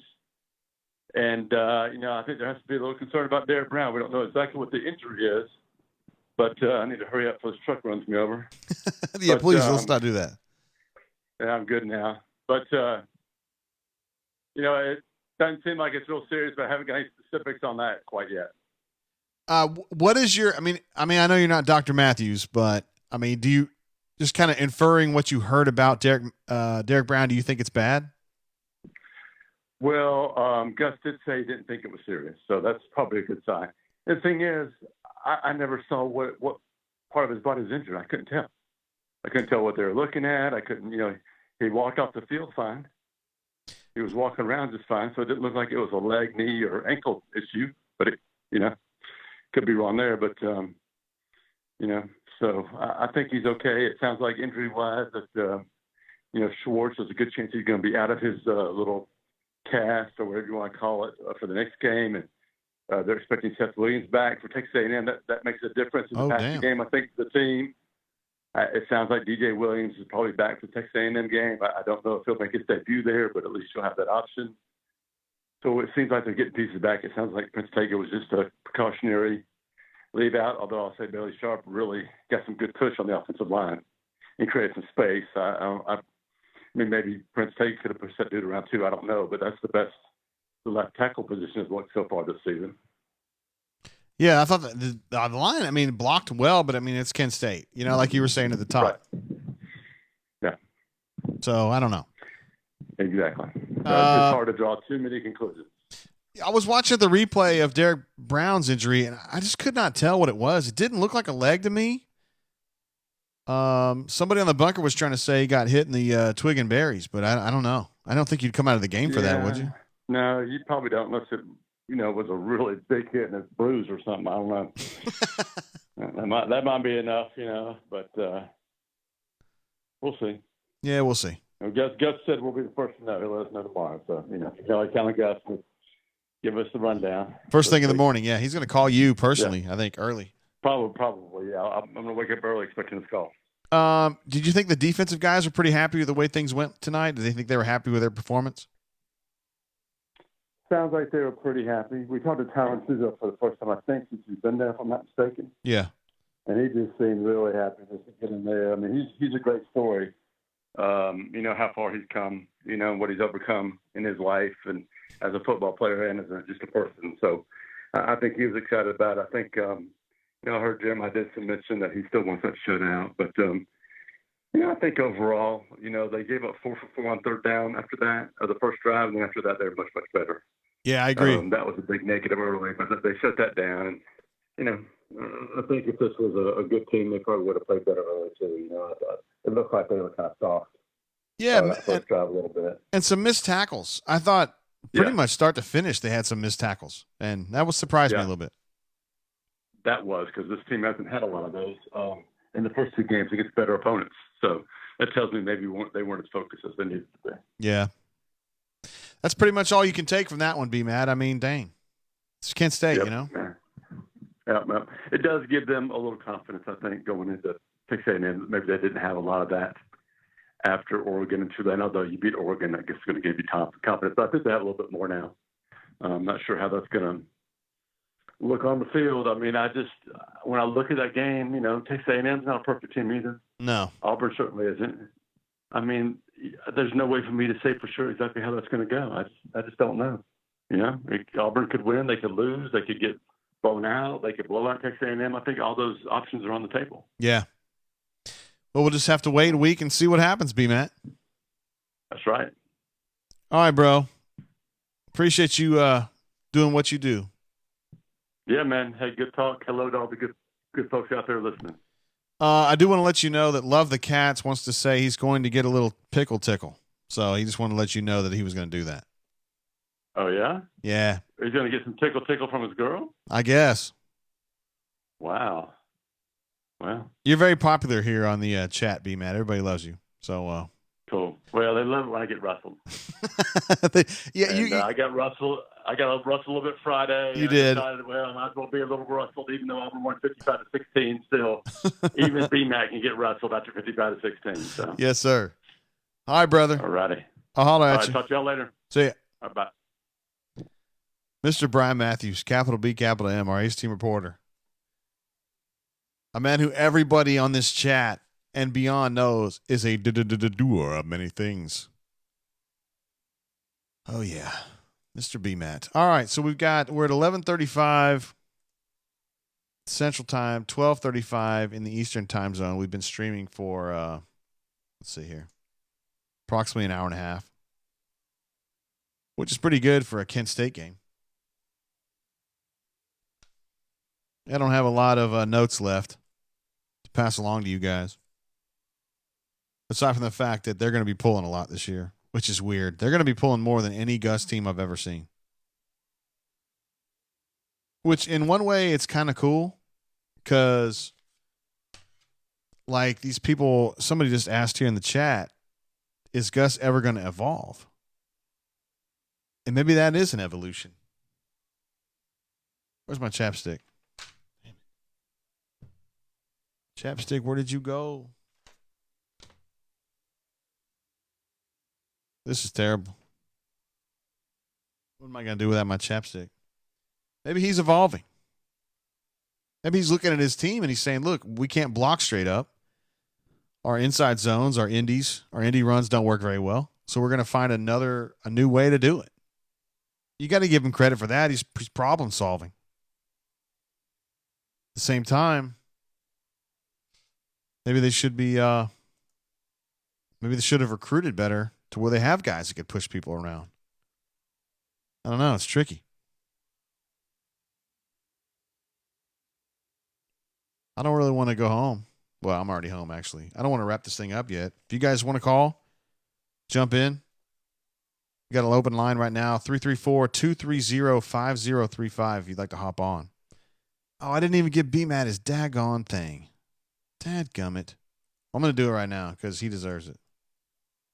No, not right now. I got to change it to B-Matt. Hold on. Even though he's not here anymore. And I got a little picture for him too, yo. There he is. Look at him. Look at B-Matt. That's actually a candid shot I took of him last fall when he wasn't even expecting that. We love B-Matt. I got so excited just to get him on the horn. I didn't even put his name up there. That's pitiful. Sorry about that call I missed from the 256 area code. My bad, bro. I'm trying to see if there's anything here on the chat I can answer. Cody says Joey will have a role. He'll play more than expected. I tend to agree. He's pretty good. Let's go ahead and take this call right here from the 256 area code. What's going on, caller? How you doing?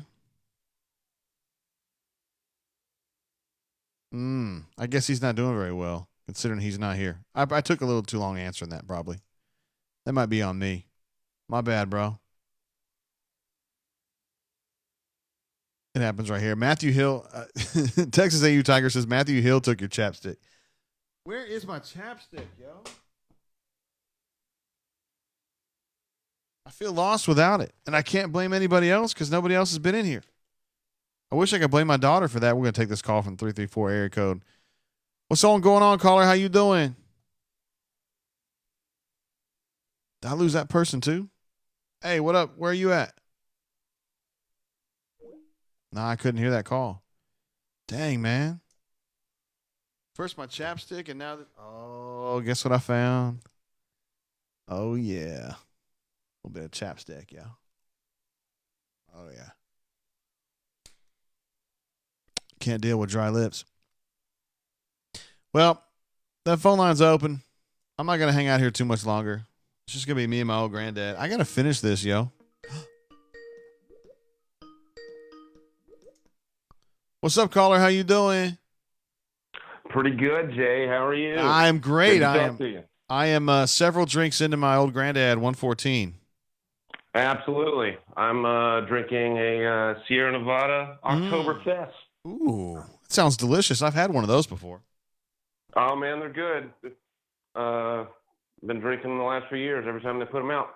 They are delicious. Just got back from the game tonight. Are you an AuburnSports.com subscriber? Absolutely. This is Knox Harrington, video artist. Hey, you're a video artist, of course. That's right. That's right. What's the latest with you, man? Well, I went to the first half of the game, hanging out with my buddy and his two kids, and then we left at the half to take them back to the hotel, get them in bed, and then I drove back to Birmingham, staying at my mom's house in Birmingham. Then I'll head back to Nashville tomorrow. But you got all the way back, anyway. And now you're calling? God. Yeah, man. So on the road, I was fiddling with my phone, which I shouldn't be doing while I drive. It's bad. But saw the link for the YouTube show, and I was like, I'm cluing in. So I've had it playing on my phone while I drive. Sweet. Does it work? It works great. Awesome. Works great on Verizon. That's terrific. That's absolutely right. Signal was great. Listen, Yeah. So what you've seen so far through 3 games, are you going into this A&M game thinking that they can win that game?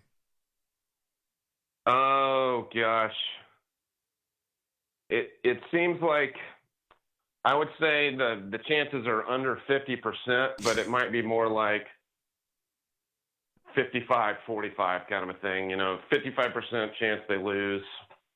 I don't. Like you've been talking about, it's like I'm not sure what they are on offense right now. Gosh, yeah, because there's the wide receivers are injured, Williams and Schwartz, even though he's in the game catching passes with cast with one hand, and with one hand. Gosh, who else is injured? DJ Williams, the running back. I don't know. So. It seems very confusing to watch. Clearly, the offensive line is not great, but they're not the worst we've seen. But they seem kind of average. All right, so 45% is basically what you're looking at here for this A&M game, right? Yeah, I think there's a 45% chance that they win. It's not bad. It's not bad. I feel like it's a toss-up because I don't think A&M is that good. Yet. Kellen Mond, not really sold on him. But they're going to be playing at home. It's going to be a raucous crowd. So, the crowd is rocking. Yeah. Yeah. Anyway, I don't really have anything brilliant to say, but I'm glad I got on the air tonight. Well, we're glad to have you, bro. We're glad to have you. Absolutely. Thanks for taking my call. Have a good one. All right, Knox, be good. All right. Bye-bye.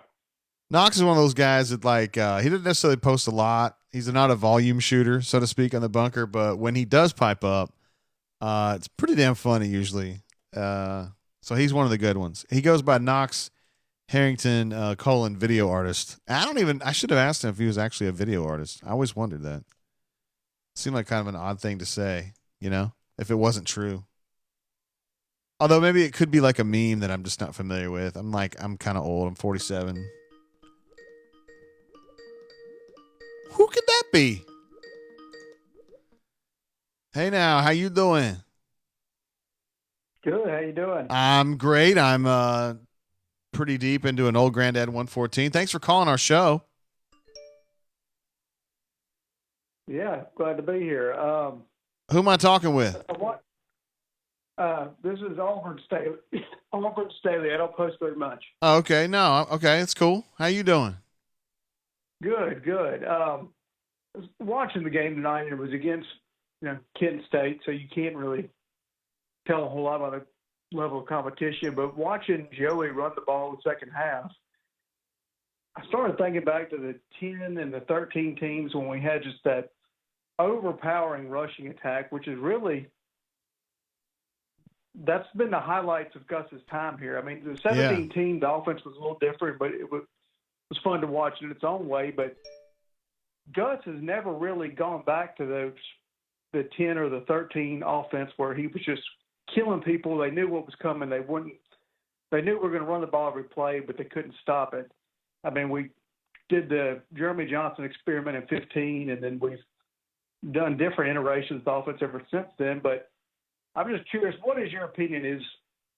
Did Gus go away from all that because it was figured out and it was tired and it wasn't going to be successful anymore, or did we just abandon it? What is your thoughts on that? Well, my theory on this was when years ago, he was flirting with the NFL, and I think some people in the NFL world suggested to him that he wouldn't be able to replicate this kind of stuff with a regular quarterback.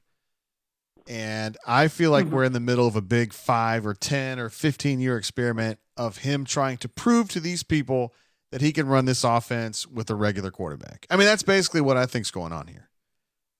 And he's been somewhat successful. I mean, they score points, and they're generally okay. And maybe this team's going to be really good. I don't know. I don't think they're really good on offense right now, but maybe they will be 3 games from now. I don't know. And maybe they're going to go to A&M and score 35. I don't know. They might. They may very well. I mean, I know that Gus's offenses have typically been slow starters, and at some point in those magical seasons, they've caught fire and they've been unstoppable. You know, the 13 offense didn't look great at the beginning, and the 10 offense, I remember the Mississippi State game looked terrible. So I'm not saying that I'm not throwing in the towel yet, but I agreed with one of your earlier callers that said that there just doesn't appear to be a lot of playmakers on offense. Like, I think Bo's a decent quarterback, and we saw some play out of Schwartz last year where he looked pretty dynamic. And outside of that, and Seth Williams, I mean, Booby I think is solid, but he's not a game breaker. Right. And we haven't seen DJ. I don't know. I worry about where we go from here, but I'm not throwing in the towel yet. I think we'll know a lot more about the team after these next couple games. Yeah, you got a couple 3 here. You got A&M, Mississippi State, Florida, I think. And then, of course, you got the Gus Bowl in Fayetteville this year.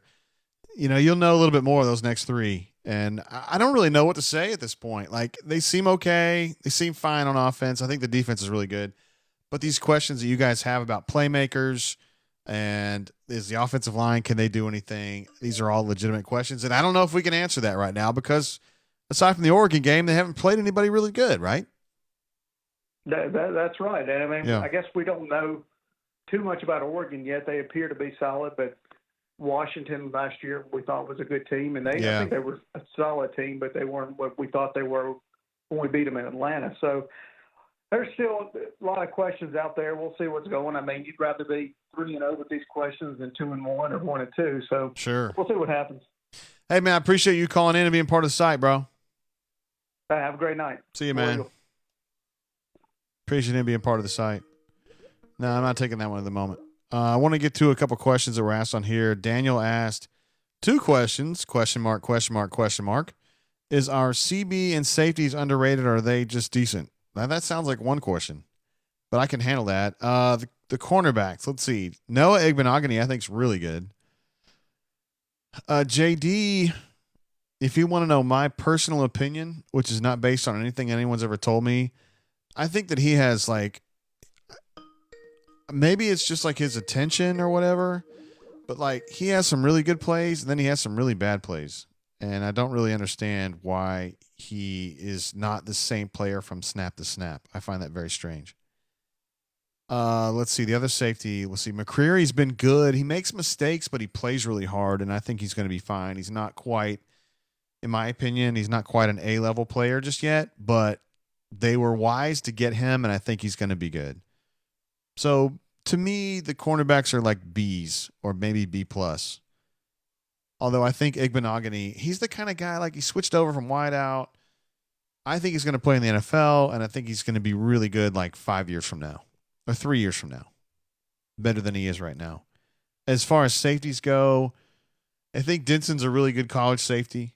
I think he's been playing his ass off this year, and I think he's been good. I give him an A, maybe an A plus for this year.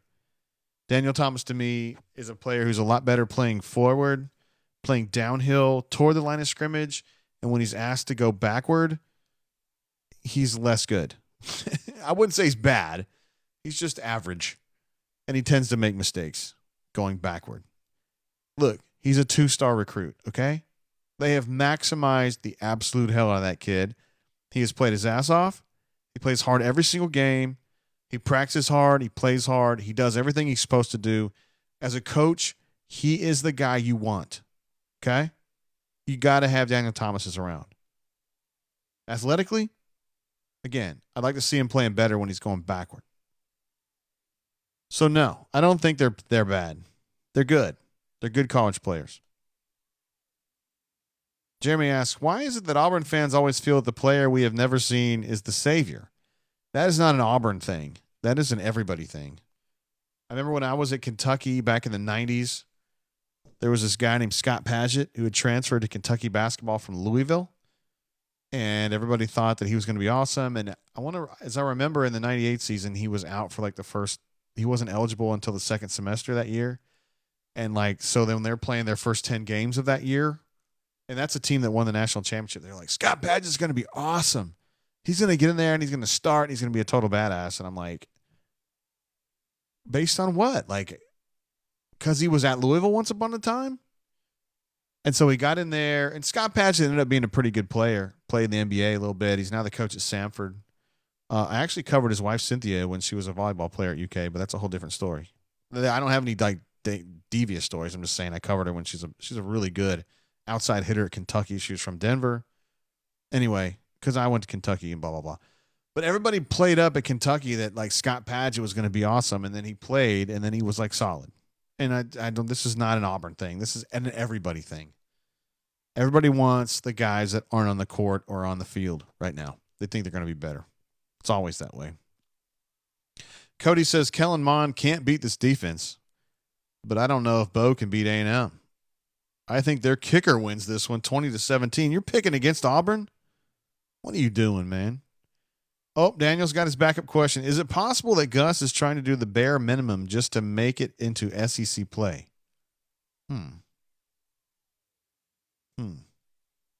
Well, I don't think he's showing everything right now, but I also think that a lot of this stuff we're seeing with the offensive line where they're changing their paradigms a little bit, I think that's legit. I think they're trying to figure out who they are. And I think tonight we got a snapshot of what they're doing. Let's take this call right here. What's going on, caller? Thanks for calling into our show, yo. How you doing? I'm just making it day by day. How you been tonight? Man, just watching some Auburn football. Listen, I'm not a subscriber. I should be, and I will be. That's okay. But I enjoy watching the show. My name's Charlie. What up, Charlie? I'm up here in Huntsville. All right. Thought it was encouraging to see the coaching that Malzahn was doing on Bo on the sideline, after the scramble or the called run for a touchdown, and he told him he should have cut it up, earlier, and really getting in his ear, and thought that was kind of encouraging to see, not just pandering to the guy because he just scored. Yeah, that's true. A lot of times people think that he does pander to them. That's a great word, and he was giving him hell for making what he thought was a poor read, even though it ended up okay. Well, he could have scored on the play before that by doing just what Gus told him to do. Yeah. And things like that seem to be encouraging. We're making halftime adjustments. I don't think we've made halftime adjustments in the past like we have this year. So those are some things that are encouraging. It was encouraging to see multiple running backs and not run Booby into the ground. That's true. Yeah. So just those things, and man, I just love to hear your show. I'm a fan of all you guys, and I'll be signing up here in the next week or so. That'd be awesome, Charlie. I appreciate you calling in, bro. Y'all have a good night. See you, man. Oh, good point there. Gus was tempted to run Booby into the ground tonight, right? Because he loves doing it. Let's run him 30 times. He'll be all right. But he didn't do that. I don't know as though Booby, he played the first series after halftime, and then I think that was it for him. But then he went to Cam Martin, which you would think maybe he'd go to somebody else. Whatever. Captain. First of all, my favorite. Well, I don't know. Among my favorite handles in the bunker, Captain Eagle Flygood, which is a great name, absolutely great name, A+. I still think Everything Gucci is a better name, but Captain Eagle Flygood's a great name. It says Charlie the Moocher, in my opinion. No, Charlie's not a moocher. He's just saying he's going to sign up later. It's okay. Hey, caller, how you doing? Thanks for calling in, bro. How you doing? I'm doing all right. How you been? All right. Are you an Auburn Sport? Perez's big brother. Who have I got on the horn here? This is Scribe Tiger. Hey, what up, bro? How are you doing? Another day in In an actual voice. another day in paradise. That bourbon treating you well? Well, I think so. So far, yeah. Here's the thing, man. Something I've learned here in the last 6 months, though. If I drink water, which I have in this Witch bottle or a cup, if I drink it along with the old granddad, I end up being okay in the morning. So that's why I've been doing that. Hydration is a rule, man. You're old enough where you ought to know this about bourbon drinking. I know, man, but it's an underappreciated art. You know what I mean? Yes, it is. Yeah. I was going to say, one thing I noticed tonight that we saw that we have not seen since about 2010 was Gus threw out the old pooch punt formation. Yeah, how about that, huh? Used with Cam, where Cam would throw to, who was it, Darvin Adams on the sideline for those fourth quarter conversions. Yeah, man, it has been a while, right? Yeah, do you remember that? Like, I think he used that against Georgia, and then he used that against Alabama as well on a key fourth down conversion. No, he did. They shifted. You're exactly right. Yeah. Golly, that's going back, 10 years almost? I'm guessing they're going to use that later in the season now because he's shown his hand on that just to see what they're going to shift to get it on film so that, maybe he can dictate something down the line. Yeah, that's the way Gus thinks, man. He tries to set stuff up on film and then use it later. Although sometimes you wonder, it's so obvious. You know what I mean? Exactly. Yeah. Another thing I noticed that I thought was really weird tonight was in the previous games, they haven't been able to get consistent pressure with just the front four on opposing quarterbacks. And then tonight, once Brown went out, they were able to get a little more pressure, I guess, off the edge, mainly because it seemed like Bryant was getting in there a lot. Yeah. But at the same time they did that, the secondary seemed to have a lapse. There were a lot of tackling assignments that were broken. Yes. The secondary just seemed to check out when the front four checked in. It did seem that way. A lot of missed tackles in the back end today. Yeah. Yeah, so I mean that's what most of those, except for that one long pass that Barrett threw. It seemed like a lot of the bigger yardage plays they had were missed tackles. We're just busts. Yeah, that's something that Kevin's gonna be really pissed about. I promise you. I'm very very sure of that. Yeah. And then I thought you had a solid point about Gatewood. If you're gonna have Joey in there, what's the point of bringing Booby in for the Wildcat? Just run the Gate Cat or the Joey Cat or whatever you want to call it, which is kind of a harken back to 2010, because every time you had Cam taking a snap, it was basically a Wildcat. Right, because 3rd and 2, 3rd and 1, Cam was like an automatic conversion, right? I mean, I think he actually was statistically an automatic conversion at that distance.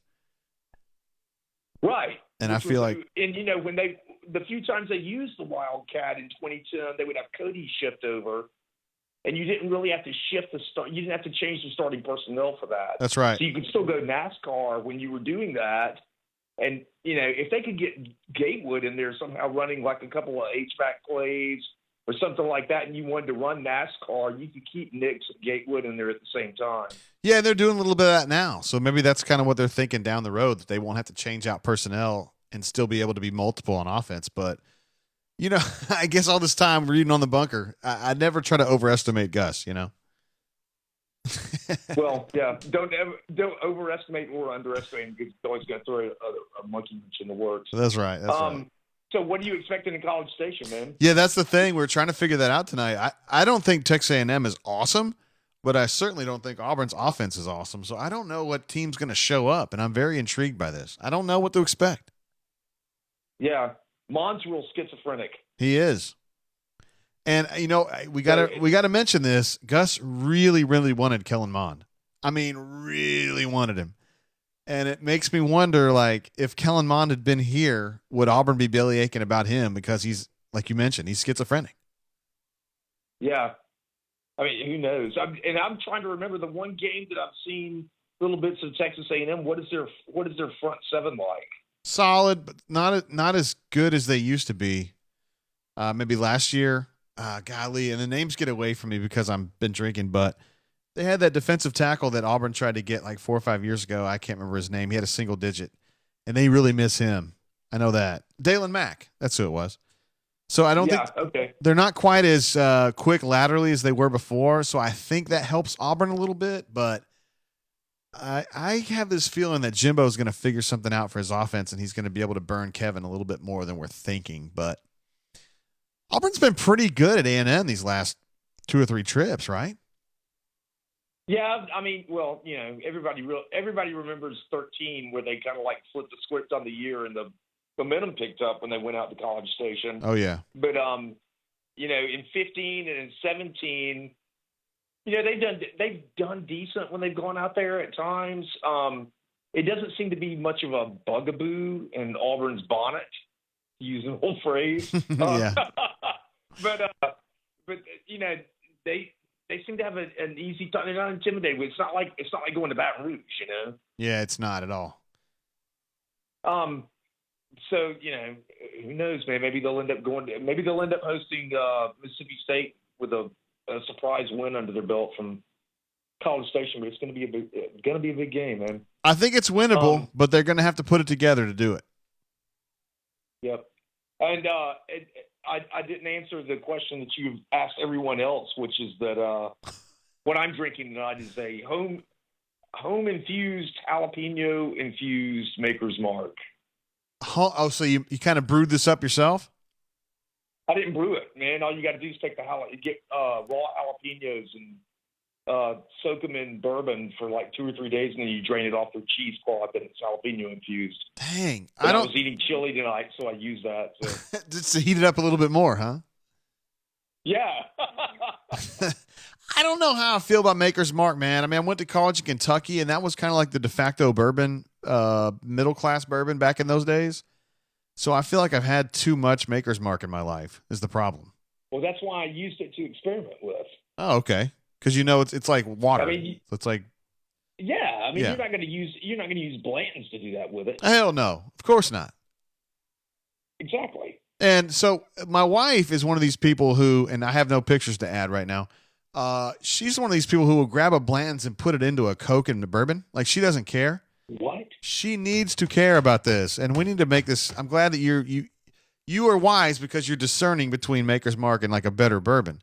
My wife just grabs whatever's there and she just throws it in the Coke, and I'm like, sweetie, no. We don't want to do that with Blanton's. We do that with Basil Hayden or do it with old Bardstown or something like that. Don't do it with the Blanton's, please. She's going to have to get a dispensation from the Pope for that. she is going to need that. All right. Scribe Tiger, appreciate you. I think your show, this call-in show you've done, it's a great idea. I think it's a great marketing idea. And I think next week it's going to really pay dividends for you because the kickoff is earlier. Yeah, we're going to be going for a while after that one, I bet. Yeah. All right, bro. So, all right, man. Enjoy that jalapeno Maker's Mark, bro. All right, later. See you, bro. Scribe Tiger in the house. A frequent poster at auburnsports.com. And he also takes us over the 2-hour mark. We have now been streaming for 2 hours and 1 minute. It is 12:03 in the Central Time Zone, 1:03 in the Eastern Time Zone. And it may be time to start winding this bad boy down. I don't know. Usually we go about 2:15 or something, but it's Kent State, Adam says, Kent State sucks. It means 0. Pretty much, yeah. I wouldn't disagree with that. Cody says, we ran a vanilla offense other than the flea flicker and a base defense. Yep, I agree with that too. There's no reason to show anything else. Not at this point in the year. Captain Eagle Flygood says, Bugaboo in the bonnet is my new handle. Please don't change your handle. God, man, one of the great, truly great moments of my career is listening to Jay Googe at a Board of Trustees meeting say, and I'm paraphrasing here, he said, there's so many things we look at in a game day experience. I mean, how did the team play? What was the weather like? Did the eagle fly good? And I thought to myself, did the eagle fly good? Did that happen today? Did the flight make me happy? Did it inspire me to be a better person? I don't know. Because it was an eagle flight. And it was an eagle who was released from the top of the stadium who's looking for a treat down at the bottom. And I don't know if I can really glean any kind of like deep meaning from that. But Jay Googe can. You know why? Because he hits the ground listening, guys. I don't know if you ever heard that. When he first got hired as president, like whatever it was, 15 years ago or 12 years ago, he said, I'm going to hit the ground listening. And I know that he was like, what a really cool idea. Let's take this call. Might as well. Hey, caller, how you doing? Appreciate you being part of the show. Yo, what up, JG? Word. Where you at? Hey, I'm in Birmingham. Oh, word. Okay. Are you an AuburnSports.com subscriber? Yes, your resident horticulturalist, Captain Eagle Flygood. Hey, is this you, man? Yeah. All right, man. I'm glad to have you on the show, man. Hey, thanks for taking my call. Just got back from the beach, looking at some hot moms in one pieces. Thought of you. Oh my God, that's my scene right there, dude. Seriously though, your handle's awesome. Captain Eagle Flygood is a great handle. I mean, that's awesome. Hey, we're just trying to focus on what's important, Jay. You know what I'm saying? Yeah, you need to hit mute on that show, bro. Yeah, it's muted. Okay, we got it. Your thoughts on Auburn going to A&M next week? Are you expecting bad things or good things? I don't know shit about football, Jay. Come on. just like all those people in the bunker. I mean, we could win, we could lose. Unfortunately, the Eagles not gonna fly, and that's disappointing. That is disappointing. It sucks. No, I mean, Gus might figure it out. He might not. We might win some games. He might get a bunch of money. I don't know. It's just we're just having a good time. I'm fairly sure he's going to get a lot of money. Well, Jay Walker asked a question earlier, Captain Eagle Flygood, that if Gus had a regular contract, let's say he was making $6 million and his buyout was $10 million, would you think differently of him?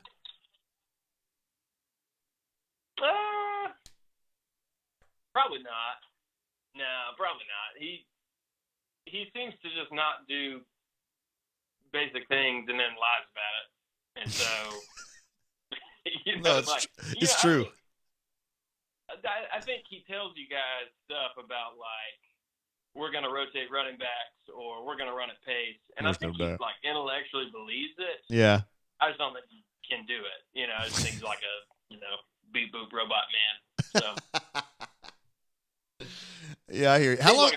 Hey, how long have you been at the bunker? I mean, all handles included. First commit I ever saw was Ben Opamanu when I was in a computer class in like 8th grade. So that's like what, maybe 02, 01, something like that? I've wasted a lot of my life on the internet related to Auburn sports today. Let's just say that, okay? That's fair. Yeah, I have too. I understand. I was on there for Black Saturday in 2001, so at least 18 years. That's great, man. I had a feeling that you were a little more, a little more experienced that you let on sometimes. Unfortunately, so. But you do have the great handle. And give me a percentage on winning the game next week at A&M. Let's do 65. We do Wow. pretty well out there. That is very optimistic. You're going to be absolutely shit upon by the We Hate Gus crew. Listen, some of those dudes, they're just idiots, okay? Can we blast a local vertical into the sun? Is that something you can do as the chief mod? I wouldn't do that, of course. I mean, listen, lots of respect for you for, like, doing the love your subscribers at the end of the rundown. Some of those guys are terrible. Hey, listen, man. Every man, one man's Ayler is another man's Liger. You know what I mean? If you say so, Jay, I'm not gonna go there with you, but Well, I as want long to as the Eagle flies good, I'm all good. yeah, me too. I want you to know, I want to tell you personally, thank you for being part of AuburnSports.com and for calling in today, bro. Yeah, man, appreciate it. See you, Captain Eagle. See ya. Truly great handle and a good dude, too. Glad to have him on the show. I'm really glad to have a chance to talk to a lot of y'all. I mean, Captain Eagle fly good today. Golly, we've had Doc Dumpst on today. We had Suge again. Plainsman was on. Remember, Plainsman was kind of a younger dude, I think. He said he hadn't been drinking. I was like, what? It's Saturday during football season. You must be drinking. It's required. Mike Arnett says here, 85%. I'm guessing you think Auburn's got an 85% chance of winning the game. Wow. That seems like a high percentage.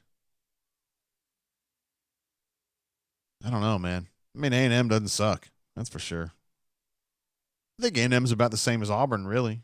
I think there are people who are a little bit sullen that Kellen Mond isn't better than he is. I mean, they whipped Lamar's ass today, but, then again. I don't know how many of you guys are old enough to remember the movie Revenge of the Nerds, but Lamar was like a character in that. He was like the gay black guy that they got to throw the javelin so far. And every time I see Lamar University, I always think of that. And a rap from little old me, Lamar. Remember that? We got Poindexter on the violin. And Lewis and Gilbert will be joining in. We got Booger Presley on the mean guitar. And a rap by little old me, Lamar. Oh, yeah. I've seen that movie a few times. Cliff says 49.9%. What is this? You should have just said 70. Oh, well. All right, here's the situation.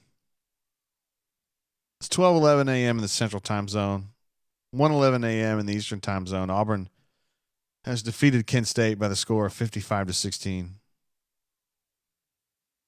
I think we've learned all we can about this game, and they beat the dog shit out of Kent State.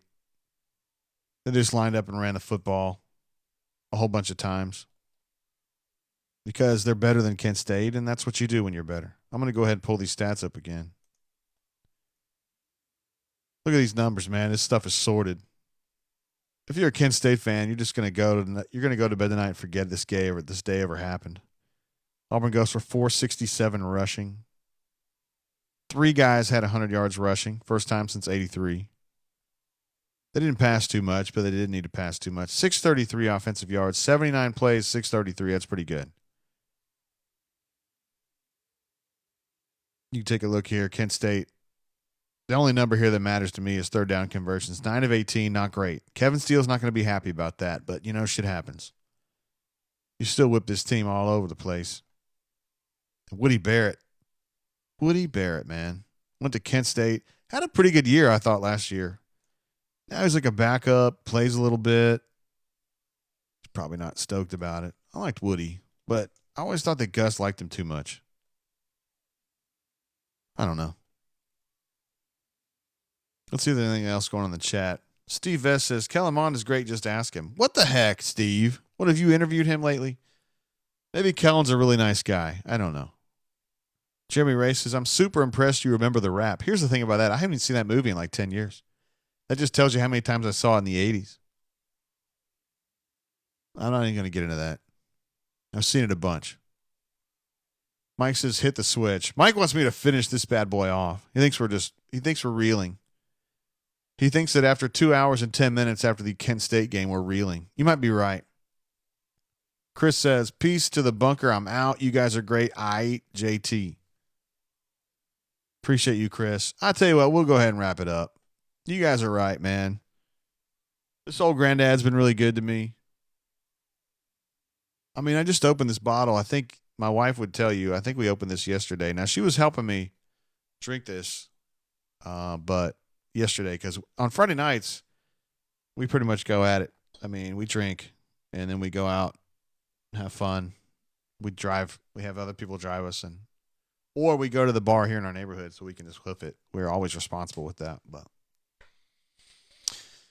all right, guys. I'll go through a few things before we go.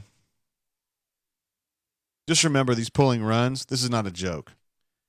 The stuff they did against Kent State with the pulling runs, that wasn't like an experiment. That's what they're going to be doing because they can't line up on Indy runs and knock Texas A&M or LSU or Alabama or Georgia off the ball. They can't do it. Joey Gatewood, he needs to be the Wildcat. I don't even think you call it a Wildcat, though. You just sub him in the game and let him do what he does. He runs the quarterback power. He runs the quarterback counter. He runs some kind of a read. He had a couple really intuitive pulls that I don't even know if he had a read there, but he just kind of felt, he was just aware, and he knew what he needed to be done. You just run a few plays with him and let him perfect them and go with it, man. I think he's an overwhelming element. I mean, I'm not saying he's going to go around trucking Georgia and Alabama defenders all day long, but I think he can help you a lot more than Booby can in the Wildcat, and I would suspect that Gus knows this. Although it's not my job to tell him. And again, Smoke Monday is going to be out for the first half of that A&M game. I don't know if that matters a lot, but weird things happen sometimes. Last run through these chats. Let's see. Ed Darby says, do you believe Gus subs too much on offense? He's been better this year. He's made a concerted effort to not substitute as much and break the cohesion of his offensive sequencing. He's been better. I wouldn't give him an A on that, but he's been better. He said he'd be better, and he's been better, and that's about all I can ask.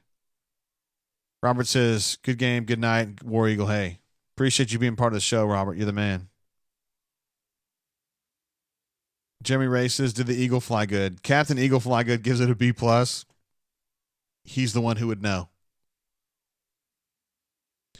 Cody says, after Auburn wins at A&M next week, I'm calling in. Count on it. First-time caller. I live in Tuscaloosa, by the way, Ward Am Eagle.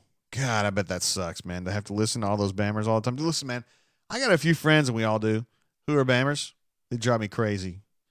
And I try to let them have their say because the ones that I'm friends with actually went to Alabama. But, you know what I mean? It gets a little laborious at times, and you do it because you love your friends. All right, we're going to wrap it up. If you guys are not subscribers to auburnsports.com, I strongly suggest you do that. We have a really great website with a great message board called The Bunker. It costs you about $8.50 a month, more or less. And you get access to a tremendous message board with tons of people, believe me, thousands.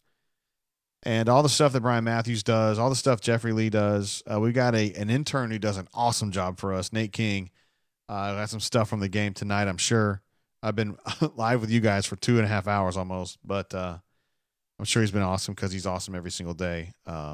So seriously, if you're not a subscriber, seriously consider checking us out because it's worth it.